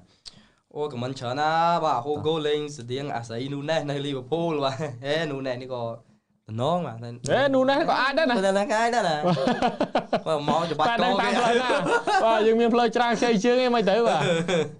ហេនូណេសនេះកាយណាបាទគាត់អីអូរហ្គាយហ្នឹងមិនមួយអ៊ូកាតេបាទឲ្យអ៊ូកាតេទាញនូណេសមកនេះមកបាទប្រាហ៊ីមឌីអារបស់រៀលអាចមកអត់បងឃើញព័ត៌មានបាទឃើញតែព័ត៌មានថ្ងៃមិញទេប៉ុន្តែគាត់នៅនោះគាត់ទើច្រើនដែរណាគាត់ចិត្តចុះកុងត្រាថ្មីហើយគាត់ទើដូចជារ៉ូទីហ្គោហើយរ៉ូទ្រីហ្គោនៅហើយបាទតែគាត់មិនមែនលេងតែរ៉ូហ្នឹងទេគាត់លេងរ៉ូច្រើនបានដែរបាទវាពិបាកដែរទៅយកកីឡាកររៀលមែនយូពិបាកយកពិបាកយកមែនទេយើងយកមកពីអ្នកចុងក្រោយសិតតែផុតកុងត្រាហ្នឹងវិបារ៉ាន់ចិត្តផុតមិនផុតទេចិត្តផុតក៏30លានដែរណាបាទអញ្ចឹងគឺពិបាកមែនទេបាទវាពិបាកកីឡាករដែលបិសាចក្រហមចង់បានគឺថ្ងៃទម្រាំបានមកដល់អ្នកគ្រប់គ្រងដុត start បាទរាល់កីឡាករដែលមាន style ដូចអារុនវ៉ាន់ប៊ីសាកាទើបមានប្រសិទ្ធភាពក្នុងទម្រង់លេងបច្ចុប្បន្នបាទបងផាត់វិភាណាបាទបងពូជិតសម្រាប់ក្រុមយើងត្រូវការអ្នកប្រយុទ្ធទេឲ្យតែបានច្បាស់មួយមកយើងអាចបញ្ចេញពៀនបានហើយបាទខមមិនមានប៉ុណ្ណឹងហើយបងណារ៉ូគាត់ថាអេដមីនហូបបាយខ្ញុំហូបបដាស្ដាប់បដាអេដមីនទាំង3ឆ្ងាញ់ណាស់ឡើងប្រពន្ធហៅលេងលឺហើយបាទបងហៅលេងលឺខ្ញុំបារម្ភបងមេឃពុំភ្លៀងហ្មងណានៅក្រៅផ្ទះហើយបាទការពៀននឹងបម្រើយើងអាចទុកចិត្តបានហើយបាទមែនយូតចិត្តបិទទីផ្សារកីឡាករបើបានទិញបានបាទនេះពីបងថាអានេះខ្ញុំអានអស់បងបាទខ្ញុំអានអស់ហ្មងបាទនៅ YouTube យកមកសល់មកវិញទេមកសល់គាត់មានប្រែរបស់គាត់អា lockdown អត់អ្នកមើលអត់មានអ្នកប៊ូគាត់អាកាល covid អូលេងល្អអាស្រោមដៃខ្មៅតែឃើញស្រោមដៃខ្មៅបើជើងខ្មៅអាហ្នឹងហើយលេខ9ទៀតហ្នឹងកងថអូឡេអូបានឲ្យតែអត់មានមនុស្សនៅមើល start គឺដឹងតែគាត់ឡើងតែម្ដងបាទលើទៅទូកតឆ្ងាញ់អូបានទេមកចូលតែយើងអត់មានខ្សែប្រយុទ្ធបារាំងណាតាំងអត់ពីគាត់ទៅណាយើងយកហ៊ូហ្គោហ្នឹងបារាំងដូចគាត់អស់បារាំងលីងអស់បារាំងយើងឥឡូវអស់បារាំងហ្មងហ៎មកតអស់លីងហើយអស់លីងនៅចុងក្រោយផុកបាយនឹងម៉ាសលហ្នឹងហើយបាទឥឡូវអស់លីងហើយបាទយកអ៊ីគីទីកេហ្នឹងមកយកកាមេរូនមកមួយទៀតមករសជាតិថ្មីបាទដែលញ៉ែ champ របស់ Man U យកមកវិញមក champ ដល់ណាហើយ Channel lead បាទអូគេទៅឡើងមកវិញ គេលើកទៅឡើងមកវិញ គេទៅឡើងមកវិញចាំទៅតាំងជំនាន់អូឡេចេញតាហាក់អី បាទ ចេញទៅហាក់អី ចេញតាហាក់បាទចេញតាហាក់ គាត់មិនអត់ប្រឹងទេគាត់ប្រឹងខ្លាំងគាត់មានគុណភាពគាត់អីដែរក៏តែពេលហ្នឹងតាហាក់ក្រុមតាហាក់អត់មានតម្រង់ក្រុមតាហាក់ពិបាកតម្រង់មែនតើបាទហើយពេលហ្នឹងបើយើងអ្នកមើលគាត់ចង់ឲ្យជាងនឹងចេញដែរវេទនាមើលជាង Rashford ទៀតគាត់បានលឿនមួយតែការនៅ Man U គឺលឿនមែនតើមករត់គឺគាត់ដែរតែបើសុទ្ធអីហ្នឹងគឺចប់ហើយអំបិលហើយបាទហើយគាត់លឿនមែនគាត់រៀងល្អដែរអាចស្ទុះលឿននេះបង Enzo គាត់ថាបារាំងមានទឹមទិញ18ឆ្នាំអូសេកូកូហ្នឹងហ៎ No មែនទេបាទបារាំងយើងនិយាយតាំងពីថ្ងៃមកពី La Have នៅ La Have នៅលីកអង La Have លីកអងហ៎បាទហ្នឹងហើយឈ្មោះស្អីទេស្បែកខ្មៅខ្ញុំនិយាយខ្សែប្រយុទ្ធភ្លេចបាត់ហើយចឹងបាទក្មេងៗអត់ចាំទេបានគូសំដែរយើងភ្លេចណាយុវជនទេទិញយុវជនថ្ងៃមួយហ្នឹងមកលេអនបាទអូខេបាទបាទនេះមានសំណួរចុងក្រោយបាទគាត់ថាបងគាត់ថារដូវកាលក្រោយក្រុមយើងអាចបញ្ចេញ top 4បានអត់សំណួរពីបងឆៃថាលីហើយក៏អាចជាសំណួរពិតបញ្ចប់កម្មវិធី top 4បើមិនអាចទេអត់ពីអឺរ៉ុបឡើយអញ្ចឹងខំមែនតើហើយយើងត្រូវឆ្នាំក្រោយយើងអត់ត្រូវដាច់យប់ទេតែតែគាត់បានដាច់យប់ទេអត់បានដាច់យប់ទេយើងឡាយតែម៉ោង9 10 12ទាំងអស់ហើយអត់បានដាច់យប់នៅ Europa League នៅ Champions អីទេតែបាទអត់ម៉ោង2អញ្ចឹងយើងមានកម្លាំងច្រើនយើងយូរបំផុតមួយគាត់ហ្នឹងឯងបាទអញ្ចឹងដឹង top 4ទៅបានយើងហើយយើងអត់មានជៀនហោះច្រើនចុះឡើងឯងកន្លះកោលេងតែក្នុងស្រុកឯងលេងក្នុងស្រុកសុទ្ធឱកាសច្រើនហើយនេះក៏ជាពេលមួយដែលត្រូវកសាងខ្លួនឯងវិញដែរបាទអញ្ចឹង top 4បានបាទឮ Bruno គាត់និយាយឮ Bruno គាត់និយាយនៅក្នុងពេលថតអាវហ្នឹងគាត់ថាគាត់សង្ឃឹមថាគាត់មានសង្ឃឹមគាត់ថាអាវនេះអាវដែលថ្មីហ្នឹងគឺនឹងផ្ដល់អ្វីមួយជាអនុស្សាវរីយ៍សម្រាប់អ្នកគាំទ្រហើយបាទគាត់និយាយអញ្ចឹងបាទ Bruno ស្ងាត់លើក Premier League មិនទេមិនអាចទេគេថាយើងអួតទៀតឡើយបាទកុំខ្លាយទៅសំណួរបានទេតែតែប្រយ័ត្នឲ្យទៅបើកអាដំបងមកឈ្នះអូពៀនយើងហើយកុំឲ្យសោះបានស្ងៀមសិនឲ្យតែលេងល្អឲ្យឈ្នះសិនទៅយើងលួចញញឹមសិនណាកុំមាត់អីបាទកុំមាត់កុំកអីយើង private private សិនតែបើវាខ្លាចជាការពិតមែនក៏យើងអទៅបើយើងជួយតិចមែនយូរបើកមកឈ្នះលេងដល់ខែមករាលេងឈ្នះទៀតឈរលេខ1លេខ2ចាំដល់ខែមករាចាំយើងក្អេងខាងបាទយើង6ខែមិនដល់6ខែ6ខែដំបូងចុះពាក់កណ្ដាលដល់កាលយើងស្ងាត់ស្ងៀមសិនទៅបាទសូមស្ងាត់គឺបានលុយហើយចាំខែមួយចាំកោកាអាហ្នឹងចឹងហើយយើងអត់ទេសង្ឃឹមច្រើនរយការក្រោយសង្ឃឹមអ្វីឃើញគាត់ទិញកីឡាករមកអ្នកនេះហើយបាទថាលេងកើតទេអាហ្នឹងលោកអើវិញចាញ់ហើយឃើញមកសិតតែយើងស្រឡាញ់ដែរទៅតំណងដែរតែបានមកគឺថាអត់តែខ្ញុំឃើញគូនហាមកខ្ញុំសប្បាយតែគាត់ថាបើថាអឹមបាមូនេះមកទៀតខ្ញុំសប្បាយកាន់តែខ្លាំងព្រោះខ្ញុំស្រុកនិយាយក្នុង show ថាពីរហ្នឹងខ្ញុំសឹងយកអឹមបាមូផងបាទខ្ញុំជ្រើសយកអឹមបាមូច្រើនជាងគូនហាបើដល់លើបានគូនហាមុនបានអឹមបាមូទៀតគឺថាអែមស្នាយណាស់បាទលីមចេនដាហើយចុងក្រោយអូយើងភ្លេចយូរ៉ូបងប្អូនយើងយូរ៉ូបារាំងហើយមែនយូរ៉ូហ្នឹងបាទលោក Ferdinand ណាបាទជ្រុំជ្រែងសុតសាតតែខ្ញុំខ្លាចតែមិននឹងមានមួយហ្នឹងទេបារាំងមិនយូរចំឡើងទៅពេញសាច់ពេញឈាមទៅរៀលបាត់បាទយ៉ាងណាតាសង្ស័យដែរគាត់តែ9 10ណាបាទរៀលប៉ាន់យ៉ទាំងអីតែឡើងតែ21 22 25ពេញសាច់ទៅតែលោកអូម៉ាមិនព្រមទេមិនទៅនោះហេទៅលោកបាន100ហើយតែបានលុយថ្លៃទៅហើយបាទហ្នឹងវិញ Bruno ដល់ការក្រោយក៏មិនដឹងមិនផងបាទតែឃើញវីដេអូគេសួរអី Bruno សន្យាឲ្យទៅកុំឲ្យចេញពីក្លឹបគេគាត់តែសន្យាបាទហើយមើលវីដេអូហ្នឹងរំភើបតែខ្ញុំនឹកឃើញខ្ញុំស្ដាយមួយអាថ្ងៃបើបតោះមកបើតែយើងទៅក្នុងនាមអ្នកគាំទ្របើទៅជាអ្នកសារព័ត៌មានខ្ញុំសួរសំណួរបងប្អូនសួរយូរឆ្នាំហ្នឹងបាន top 4អត់ខ្ញុំមកសួរគាត់ទេបើខ្ញុំបានទៅខ្ញុំសួរគាត់តែមួយទេសួរថាតើធ្វើម៉េចបានខ្លាចជាអ្នកខ្សែយុទ្ធល្អហើយឲ្យគាត់ជួយប្រាប់ខ្សែយុទ្ធមែនយូរបច្ចុប្បន្នគាត់ឆ្លើយគាត់ដូចជាមានអ្នកសួរអញ្ចឹងហើយគាត់ឆ្លើយដែរប៉ុន្តែខ្ញុំទៅដល់ហ្នឹងនិយាយឡៃហឹកភ័ក្របាទបានស្ដាប់ឲ្យក្បោះក្បាយទេប៉ុន្តែមិនមែនជាមិនដឹងជាខ្សែប្រយុទ្ធឬក៏ជាកីឡាករបាល់ទាត់ល្អបាទអញ្ចឹងគាត់ប្រាប់មានវិន័យមានអីអញ្ចឹងទៅខ្ញុំចង់ថាខ្លះប៉ុន្តែពេលហ្នឹងយកឡៃសុបាយអគាត់ធ្លាប់និយាយថាគាត់ចង់ដឹងខ្លាចជាខ្សែយុទ្ធល្អគាត់ទៅលេងជាខ្សែការពារគាត់ទៅលេងជាមួយ Fernand គាត់សួរ Vidic សួរ Fernand អញ្ចឹងគាត់ដឹងវិធីសាស្ត្រនៃខ្សែការពារចាប់ខ្សែប្រយុទ្ធអញ្ចឹងគាត់មានវិធីសាស្ត្រទៅបំបែករាល់ខ្សែការពារទាំងអស់នេះជាសម្ដីរបស់គាត់គាត់ និយាយអញ្ចឹងបើសិនគាត់បើគឺចេតនាខ្ញុំគឺចង់ឲ្យគាត់ចូលបង្ហាញទៅខ្សែប្រយុទ្ធ Man U បច្ចុប្បន្នផងថា how to be a good striker អញ្ចឹងបាទគាត់ប្រាប់ថាធ្វើម៉េចបាទព្រោះមើលទៅពួកគាត់ដូចខ្វះហ្មងប្រខាត់ដល់ឯគ្រប់ដល់ប៉ុន្តែខ្វះអាផ្លែដែលអ្នកជំនាញខ្សែប្រយុទ្ធណែនាំ វាអត់បានអាម៉ាំងភ្លុកដូចគាត់បងនេះអាការចំនួនគាត់ចូលចិត្តគាត់ខ្លាំងអូគាត់ចូលចិត្តគាត់តាំងគាត់នៅ Spurs ហើយក៏មិនសង្ឃឹមថាទិញគាត់ពី Spurs មកបានផងបាទទិញមកបាន Champions League ទិញគាត់មកហ្នឹង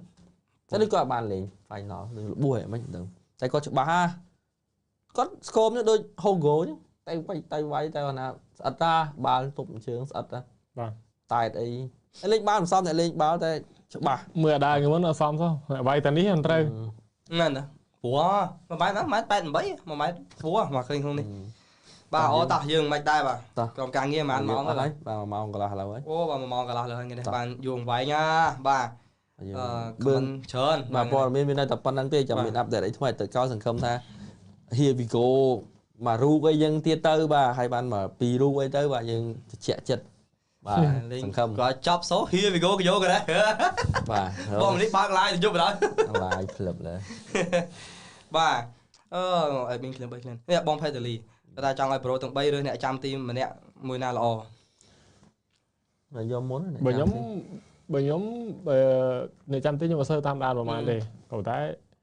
ខ្ញុំឃើញភាពក្លាហាននិងការ reflect របស់Costa ល្អបាទក្នុងចំណោមអ្នកចាំទីទាំងអស់និយាយហ៊ានចូលឈ្មោះកីឡាករលំដាប់ដូចជាកូត័រអីទៀតទេបាទក៏តែ Costa ហ្នឹងក៏មិនធម្មតាដែរបាទអ្នក save penalty ទល់ជាមួយនឹង Spain មិនមែនតែសារមកប្រកួតហ្នឹងទេខ្ញុំតាមដានការប្រកួតគាត់មុនច្រើនមែនទេជាមួយនឹងក្លឹប Porto បាទនឹងជំរឿនជាតិ Portugal ដែរកាលពី Euro ក៏គាត់លេងដែរបាទហ្នឹងគឺគាត់ហ្នឹងឯងបាទខ្ញុំ Costa នេះក៏ល្អយើងគាត់ល្អបើខ្ញុំថាខ្លាចយកមិនបានតែបើខ្ញុំយកល្មមអ្នកចាំទីរបស់ Brentford Fabregas ណា Fabregas របស់ Brighton Brighton ជាស្រ័យឃើញគាត់ set piece ក្រមឃើញជើងក្រមគាត់ល្អបាទព្រោះខ្ញុំធម្មតាខ្ញុំឃើញគាត់ល្អនៅពេលគាត់ប៉ះ Man U ហ្នឹងហើយអញ្ចឹងខ្ញុំថាបើសិនយកគាត់បានក៏ល្អក្មេងហើយធូរថ្លៃដែរបាទអញ្ចឹងអាហ្នឹងខ្ញុំព្រោះអីច្រើនអ្នកចាំទីវាមានច្រើនតែគាត់ចង់យកមកណាប៉ុន្តែខ្ញុំបើយកគៀកក្លៀកទៅស្រួលបាយខាងបាទចុះឥឡូវឃើញ Sanchez របស់ Chelsea ទេក៏វាយចេញដែរម្នាក់ហ្នឹងតែតើបានទិញយ៉ាងណាមកផងបាទទិញម៉ៃ Magnet នេះអត់បានផងតែបើ Magnet ហ្នឹងមកអាច Sanchez ហ្នឹងអាចនេះមានអី Sanchez ហ្នឹងក៏បានតែគេអាចរងចាំចប់ Club World Cup អីក៏ថាបានយើងអត់ដឹងណា Chelsea ទិញលឿនណាលឿនឥឡូវប្រធានក្លឹបគាត់លោកអីធូតបូលីហ្នឹងចាយ Chelsea មិនមែនទិញចរចាជីកទៅហោះទៅមកទិញយកត្រង់តដាក់មកចរចាភ្លាមដឹកមកភ្លាមហ្មងច្បាស់ទីគាត់ Chelsea គឺកាចអញ្ចឹងកាចបាទកាចខ្លាំងណាបាទកាចខ្លាំងអូខេតោះឥឡូវនេះបងប្អូនបាទដោយសារតែយើងពេលវេលាយើងមានកំណត់បាទហើយថ្ងៃនេះក៏សប្បាយចិត្តនឹងអាន comment បងប្អូនយើងច្រើនទាំង YouTube ទាំង Facebook បាទអានតអស់ស្វមួយបាទឥឡូវនេះគឺ1ម៉ោងកន្លះអញ្ចឹងអ្វីដែលយើងត្រូវតាមដានបន្តបាទគឺយើងនឹងចាំមើលថាតើ Man U នឹងយកនរណាបាននៅក្នុងការទីផ្សារដោះកីឡាករនេះមុននឹងបើកដោយការថាយើងនឹងបាននរណាខ្លះយើងនឹងរងចាំមើលអាទិត្យក្រោយអាចនឹងមានព័ត៌មានច្រើនជាងនេះទៀតបាទអញ្ចឹងក្នុងកម្មវិធី MUKH Live Show សប្តាហ៍ទី43ក៏ឈានចូលមកដល់ទីបញ្ចប់បាទរាល់កំហុសខុសឆ្គងសង្ឃឹមបងប្អូនយើងបើសិនជាមានណាបាទលើសលួសត្រង់ប្រការណាមួយសង្ឃឹមថាខាន់ទេពេទ្រូផងបាទអញ្ចឹងពីខ្ញុំបាទ Fodom បាទខ្ញុំបាទ Thani និងខ្ញុំបាទ Terong បាទក៏ដល់ពេលជម្រាបលាបាទជួបគ្នានៅសប្តាហ៍ក្រោយតាមពេលវេលានឹងម៉ោងដដែលបងប្អូនយើងអរគុណច្រើន